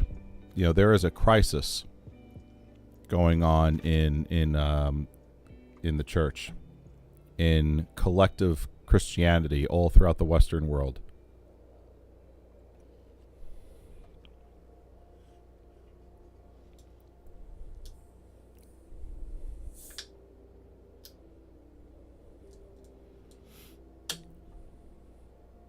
It shouldn't be that my Christian values turn people off to my channel. That should not be the case. And yet, it is the reason why this channel does not grow. At least one of them. And that should not be the case. Our Western culture is built on the teachings of Jesus. And the people that live in Western civilizations should overwhelmingly not just be Christian, but understand what it means to be Christian, understand the Bible, understand that it is not mythology, that it is historical, have that education. And we don't. And the Pope is an incredibly powerful office in the world.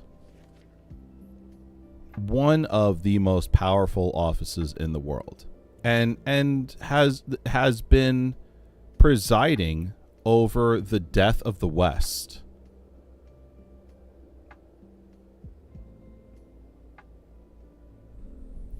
What are you going to do about it? And they're not doing anything about it. So, we need a pope like Pope John Paul II.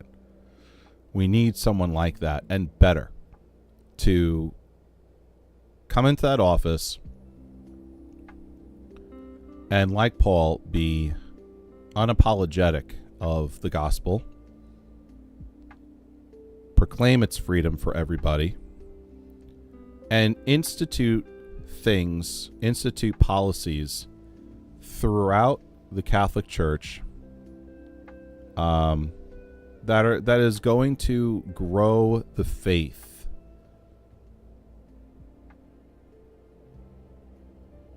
And create more understanding that we've lost on what Christianity actually is. It's a shame. 30-6. A society should really hold true to the beauties of the Beatitudes and 10 Commandments. Feels like the closest we get is to some commandments, and the Beatitudes get tossed aside. Yeah. Yeah, because ultimately, Satan wants to reject Jesus. And that's the way the world goes. And it's awful. Yes, I'd like to save and exit anyway. All right, let's crack some packs. Because what I'd like to do is get some rare wild cards out of this.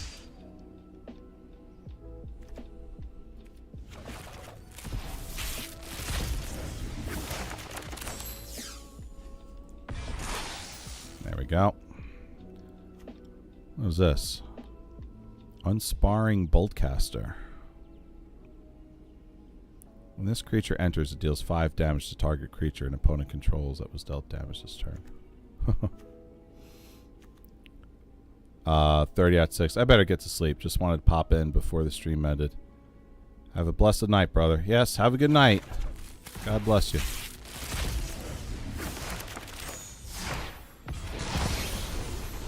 Herald of Eternal Dawn. 6/6. Flash flying. You can't lose the game and your opponents can't win the game.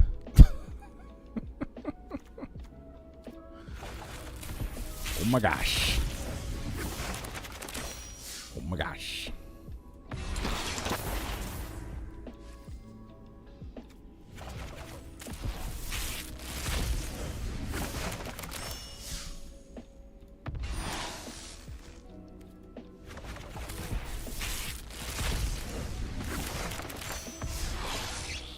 Boom.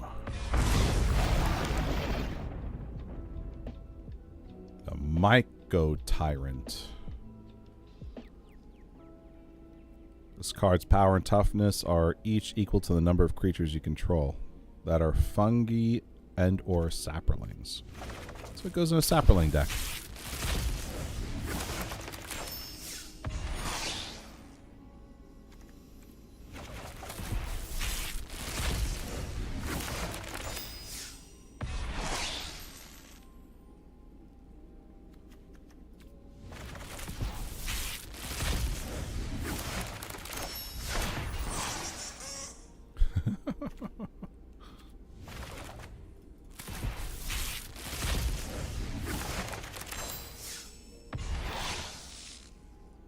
Restless Anchorage.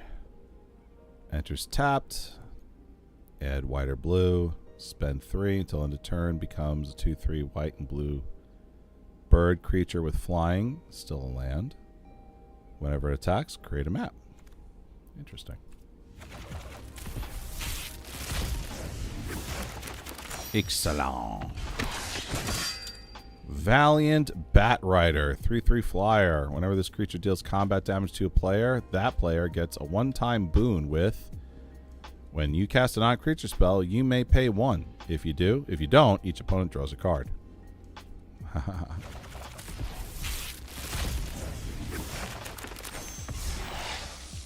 you go, there's another rare.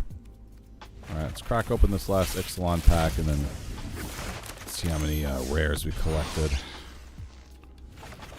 Alright, back to decks.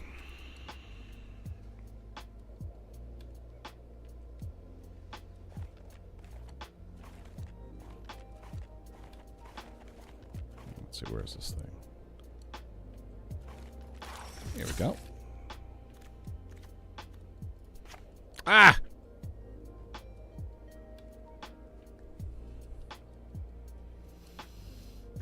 Let's see. I think that was called Frontline Heroism, right?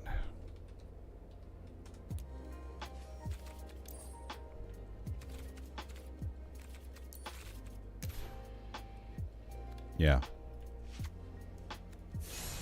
There we go. 3.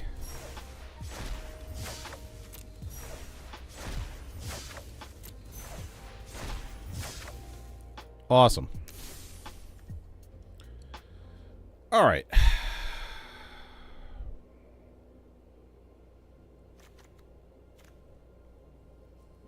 Now, what do we have here?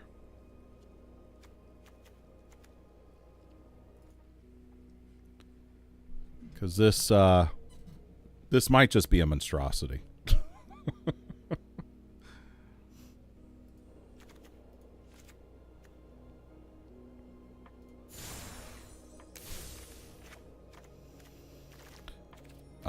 Garrison Cat, Mass Hysteria. So Garrison Cat creates those tokens. Mass Hysteria gives all those creatures haste. Shadow Spear, nice piece of equipment here. Buffs. Here's the main star of the deck. Making tokens, turning those tokens into damage. board wiping. We've got Pride Mate. Yeah, this was the one I was thinking about cutting loose. Because I have nothing here that is, like, it just doesn't make sense. You know? I mean, I could put a copy of...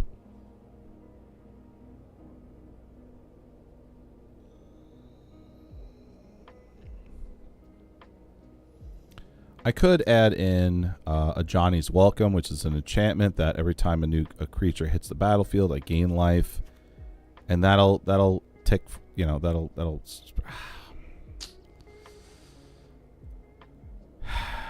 Maybe I should do that.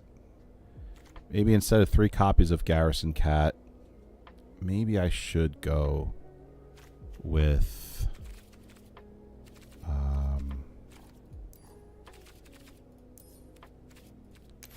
The other cat that I was thinking about. What was that? What's that thing? Charmed Stray. Right? Maybe I should do Charmed Stray. And then... Now do you see the benefits of peace?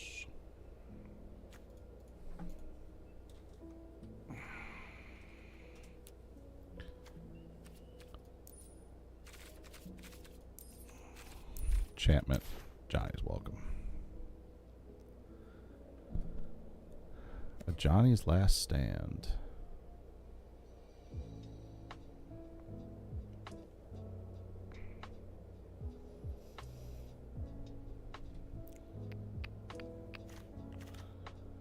So...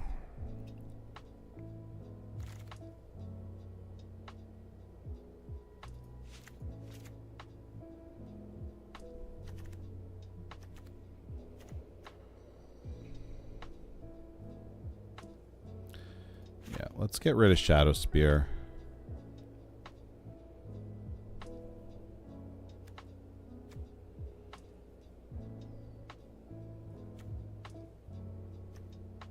Yeah, he's got a little lifelink attached to. All right. All right, maybe this isn't an all for naught sort of thing.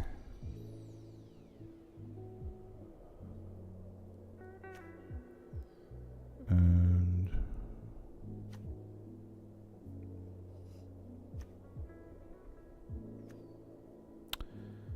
Feather of Flight. So let's take out one of these and stick with the other. They're both cost the same. Enchant creature.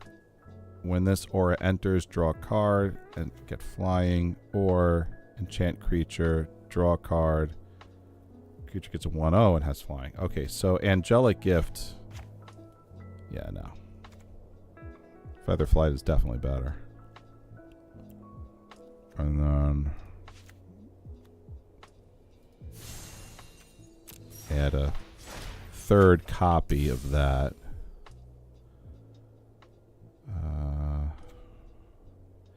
Thing about Maul of Skyclaves is that when it enters, it attaches immediately to a creature, so I don't have to wait. Okay, yeah. It immediately attaches. Gets flying. So this is good. I like this.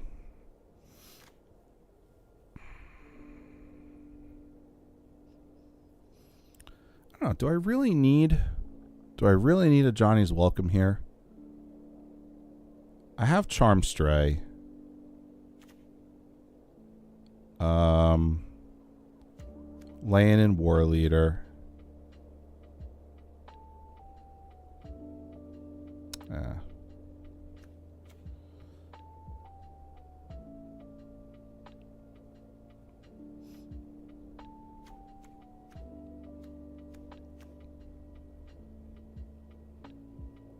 Feather of Flight, a Johnny's Pride Mate.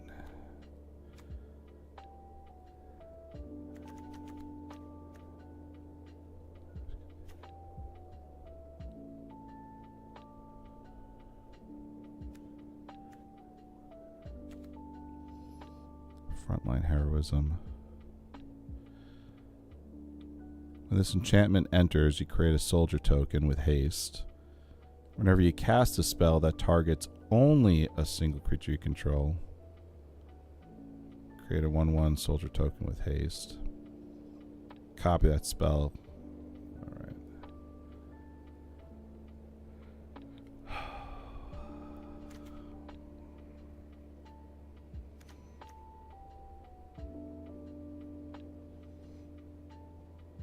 That's containment.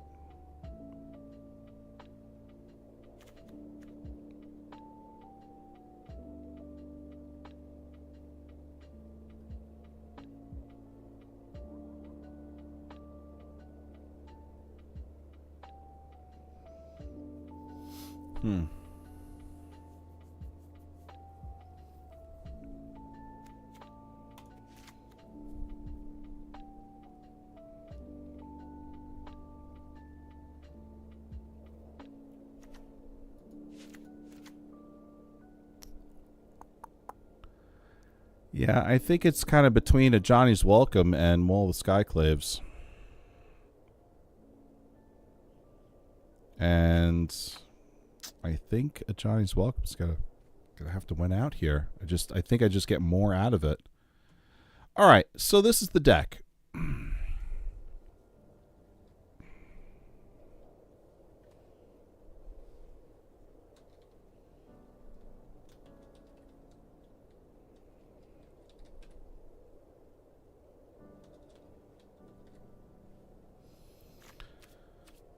Call it a Johnny Boros.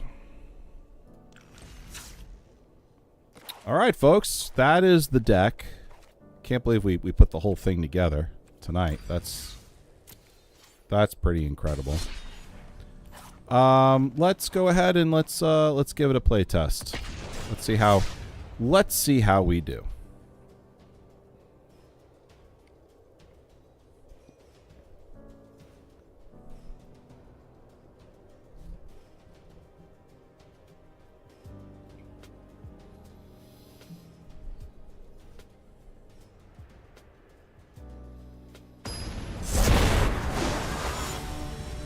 All right.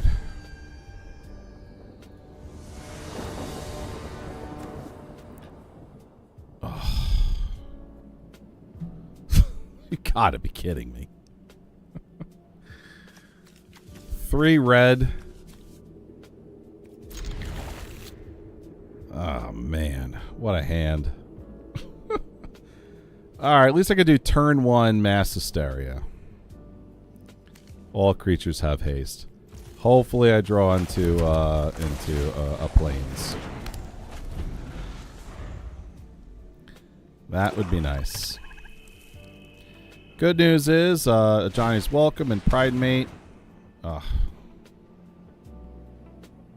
This guy's checking up my hand.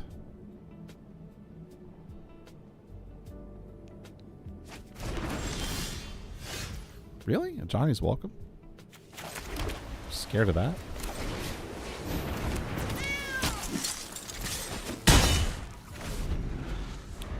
Okay.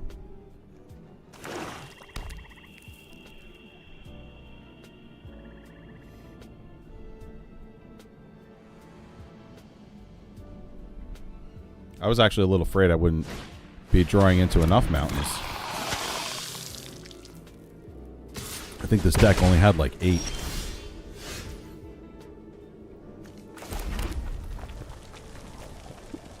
Enchant creature, when this aura enters, draw a card. Gets a 1/0 and has flying. Let's give him a 1/0 and flying. Draw a card. Very nice. 3 in the air. Very nice. Second plains, that'll give us the ability to cast Lane and War Leader.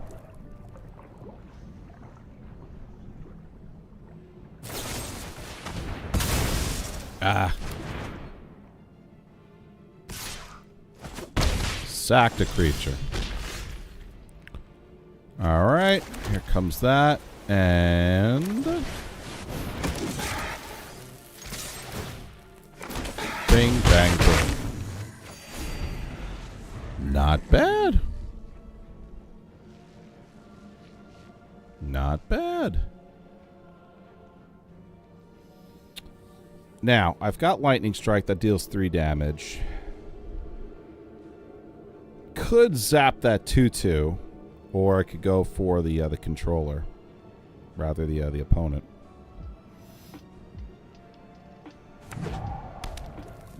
I'll tell you that enchantment I put down, Mass Hysteria, that's it's a real game changer on this deck.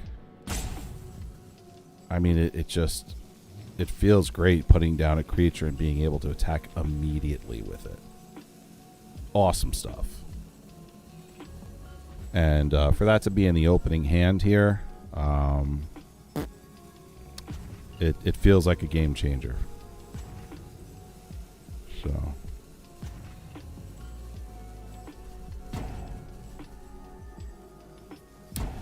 Here's what I'm worried about with this. I'm wondering if there's not enough of...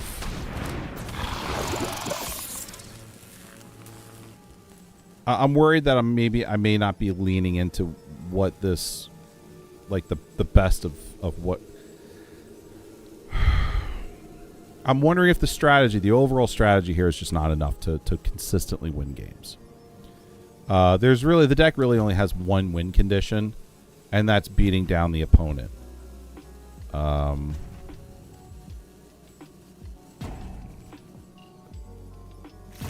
So it's got a couple of ways of doing that, I think. So maybe that's okay.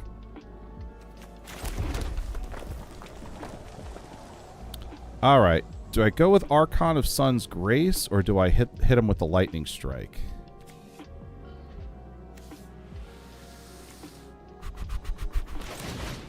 Yeah, let's go with the Lightning Strike. Rather,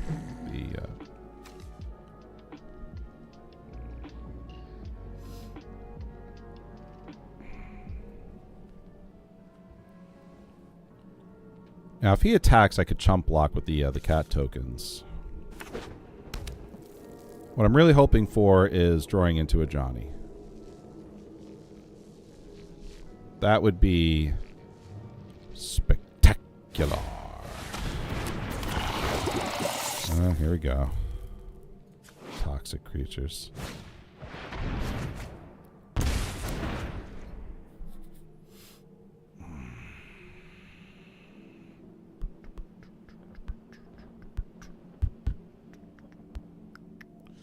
Oh. Look at what he did. He dropped himself down to 4 life. I could hit it with Lightning Strike, and then the 3/4 in the air. Game's over. So he's tapped out. I'll double block the 2/2. I'll get the 3/3 with my 4/4. Take 2 damage. Get 2 life.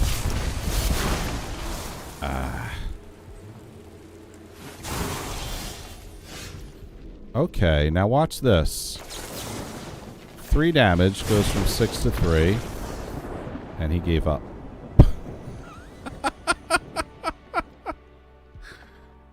Alright, okay. Not bad. Not bad. Here's the thing. I didn't draw into anything that I wanted to in order for this deck to like really run. What I had is really this enchantment giving some really great creatures the ability to attack right out of the gate.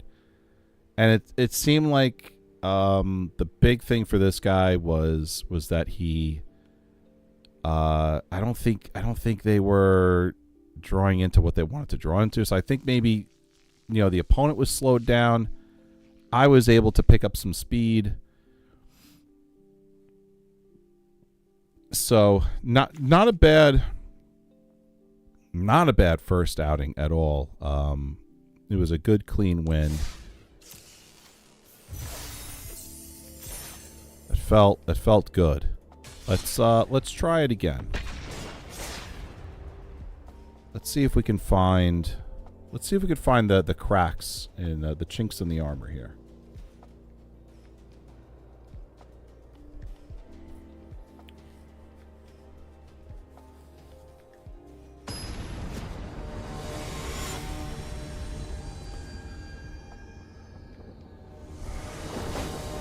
That first hand that I pulled was awful.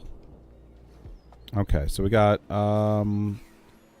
turn 1, a Johnny's Welcome. Turn 2, Pride Mate. Or I could just go for a Johnny Pariah. I don't have a red. This is not like... I could work with this, though. I've got options for turn 1 and 2.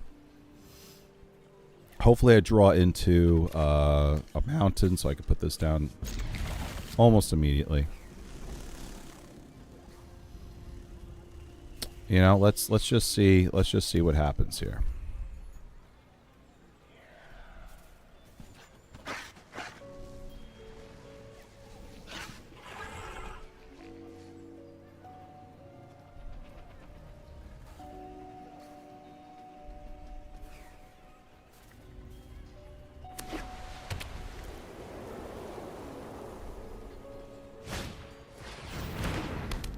Already the consoles.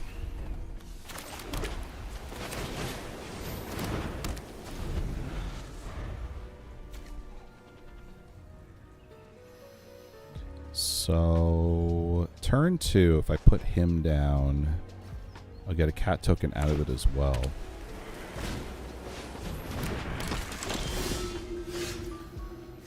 Minus containment.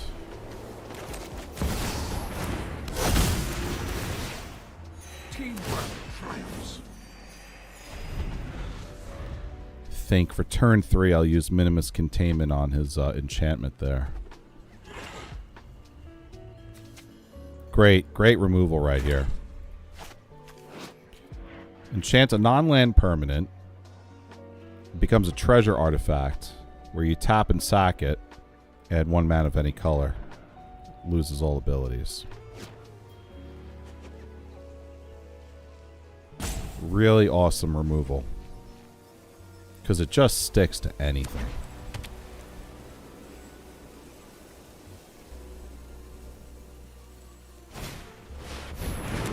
And it's for 3 mana.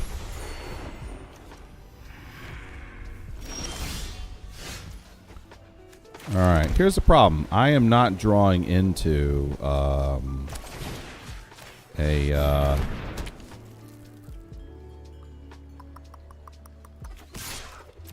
not drawing into a mountain.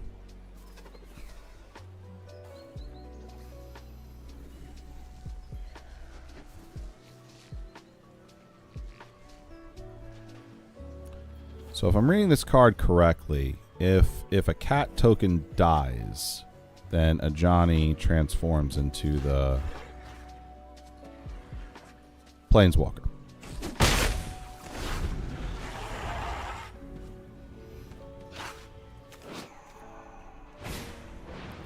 Whenever one or more other cats you control die, you may exile a Johnny, then return it to the battlefield transformed under his owner's control. Right. Swinging with the 2/2. Still no mountain.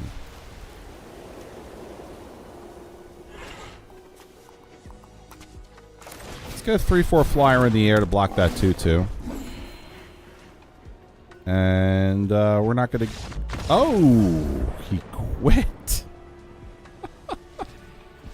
What is going on?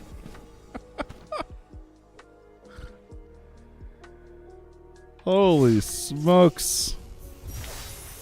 Oh, I got a card. What is it?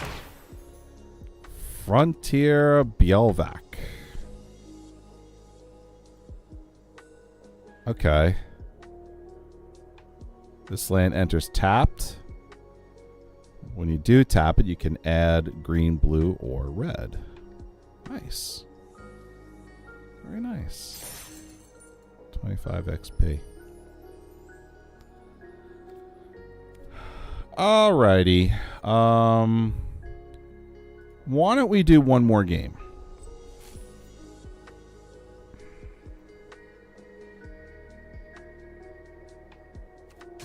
One more game. Let's see if we can get a better showing. And then that'll be it for the night.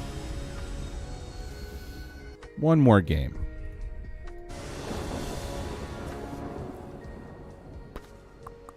Let's see. Aha, okay. Turn 1 of Johnny's Welcome. Charm Stray. Got a land. Very nice. Very nice. Let's go. Let's do haste first. That'll definitely help out.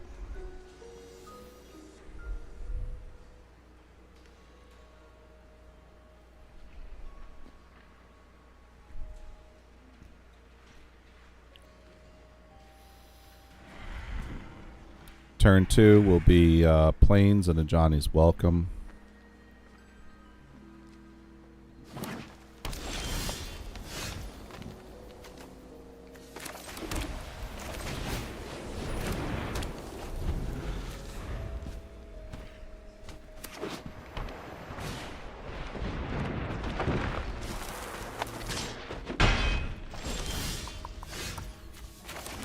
Yeah.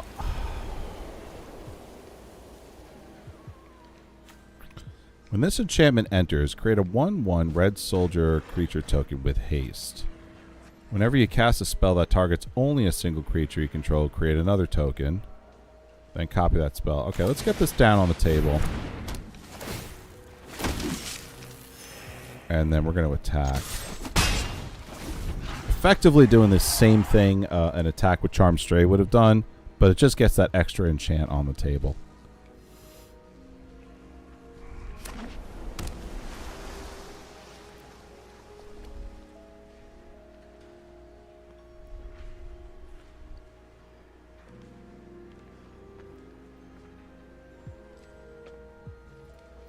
Dragon. Gold dragon.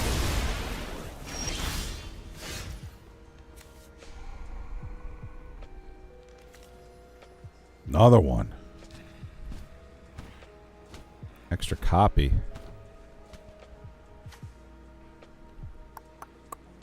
Let's go for the Charm Stray this time.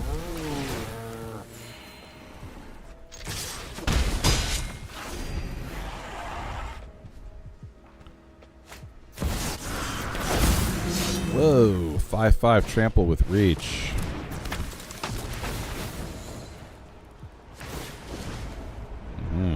Okay.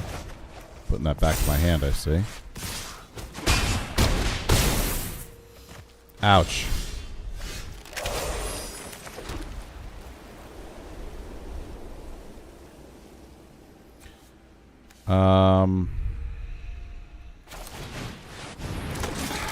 War Leader.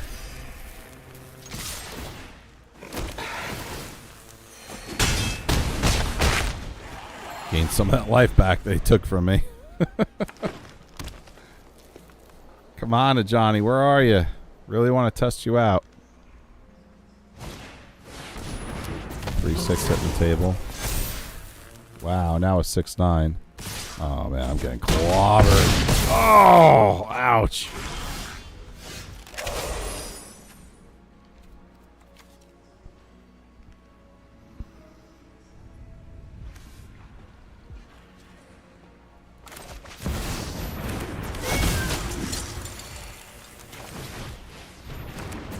Let's do it all. Full swing. Maybe I could do more than 10 damage. Actually, yeah. That's going to be the game, I think. Yes! Woohoo! Wowie zowie. Fantastic. Wow. Man, great. All right, so there's a couple of good things going on with this deck so far. I'm really happy about this. I originally am building around, right? What am I building around? A Johnny, right? A Johnny, Nakal Pariah. that's originally the build around. However, I added in some enchantments that even without a Johnny, just do a really nice job dovetailing into the creatures I put into the deck.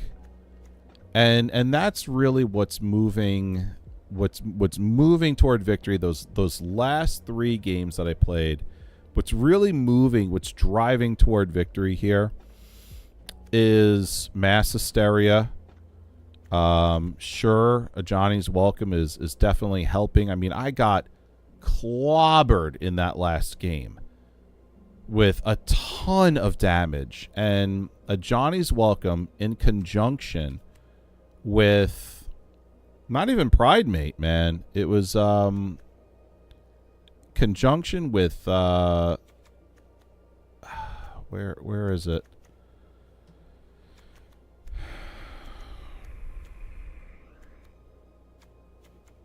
Land and War Leader. So the mass hysteria giving everyone haste. Land and War Leader creating tokens every single time it's tapped to attack. Plus, I think this guy too. He was on the table doing the same thing as well. You know, these tokens enter the battlefield once these cards are tapped and attacking. They create the tokens. Those tokens enter the battlefield. It taps. It interacts with a Johnny's Welcome, giving me 1 life for each token that's being created.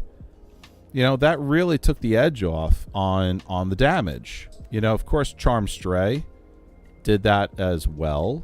It's a lifelink character in and of itself. So, that's really what's driving us toward victory here is the interaction between the 3 enchantments I put into the deck plus the creatures and their token creation. So even though a Johnny is, you know, the inspiration for the deck and is the whole engine behind the deck itself, it's unnecessary for a victory, and that's a great thing. You don't want one card to be the win condition, and if you don't draw into it, then you just lose the game. You don't want that. I've had so many decks that I've made that just did that. So that's what I'm really happy about here. I'm really happy about the fact that even if I don't draw into this card, there's a pathway to victory. And it just feels good. It really does. So very happy about that. All right. Tomorrow is going to be it's Friday night D&D with Jenny. Stoked for it. Really excited. We're going to have a really nice stream tomorrow. Tomorrow is going to be our 2 characters are now in the wilderness looking for the ruin, the castle ruin. And so it's going to be, I don't know if you've ever seen a D&D session where you're wandering through the wilderness, but there's always a chance for encounters. We're starting off in the middle of an encounter, so we're going to go through that combat. We're probably going to enter another phase of combat throughout the wandering of the wilderness, and then hopefully by the end of the session tomorrow, session 6, hopefully by the end we actually get to the dungeon that I'm trying to get ourselves into. So I'm so stoked to finally be getting there. So I hope you join me, hang out with my wife and I tomorrow night at 11 p.m. Eastern. If we run late, and we might be running late. We may not be able to start until, maybe even midnight. I'm going to announce it on Discord, Paladin's Tavern Discord channel, and also on the X account, at Paladin's Tavern on X. So if you're not following, if you're not part of the Discord, please join. Especially if you're looking forward to that D&D session, because that's where I'm going to make the announcements. Hey, running late. Hey, I got to cancel. Stuff like that. So, hey, by the way, streaming. So that's where we make those announcements. All right. So, hey, look, I hope you had a great time. I know this is kind of like a really quiet and maybe a bit of a boring stream. But, deck creation in Magic the Gathering can... it takes time. It's tedious. But, if you love this game, then it's a lot of fun. I had fun. I had fun putting this deck together. Just figuring out, like, what card do I want to use to build around? Oh, hey, this one caught my eye. He's cool. What does he do? This is what he does. I could probably build something around this. Just trying to figure out all those parts. And then trying to figure out, where's the weakness. And then building buffers of that weakness into the deck to make sure it's not such a weakness. And then getting in there and actually playing. And I'm actually surprised. Not only did I win a game, but I won 3 games in a row with this deck. I'm actually shocked because that's usually not the case for me. Usually I make a deck and I literally lose about 10 to 15 times before I figure out what the hell is wrong with it. So this was nice. This was nice to catch on stream. Going forward, what does this look like? There's going to be more game testing on this. Just because I won 3 games doesn't mean this deck is the end all and be all. It most certainly is not. There's problems with this deck. I know it's there. We're going to find them. We're going to try and tweak them out and maybe slot in some different cards in. So that going forward, we're going to see that in some of the streams next week. And then once I finally get it all tweaked to the point where it's winning more games than it's losing, I'm going to try and see if I can build a copy of this deck in MTGO and then take it to those guys who have been the people that play on MTGO are champions. They're freaking incredible. So let's see how this deck plays in that environment. What else do I have to say? After tomorrow's stream, I'll be back on Monday at 11 p.m. Eastern in Lord of the Rings Online. So hopefully I'll see you there. If you weren't able to catch this live, that's what the YouTube channel is for. At the Paladin's Tavern on YouTube. If you're there right now watching, thanks so much. Please leave a comment, thumb up the video. If you haven't already, please subscribe. And don't forget to ring that notification bell. So anytime I upload a video, which is basically 5 times a week, you're notified of it. So I would greatly appreciate all of that right there on YouTube. As always, thanks again for joining. I'll see you tomorrow night. Take care, everyone. Be safe. And make up.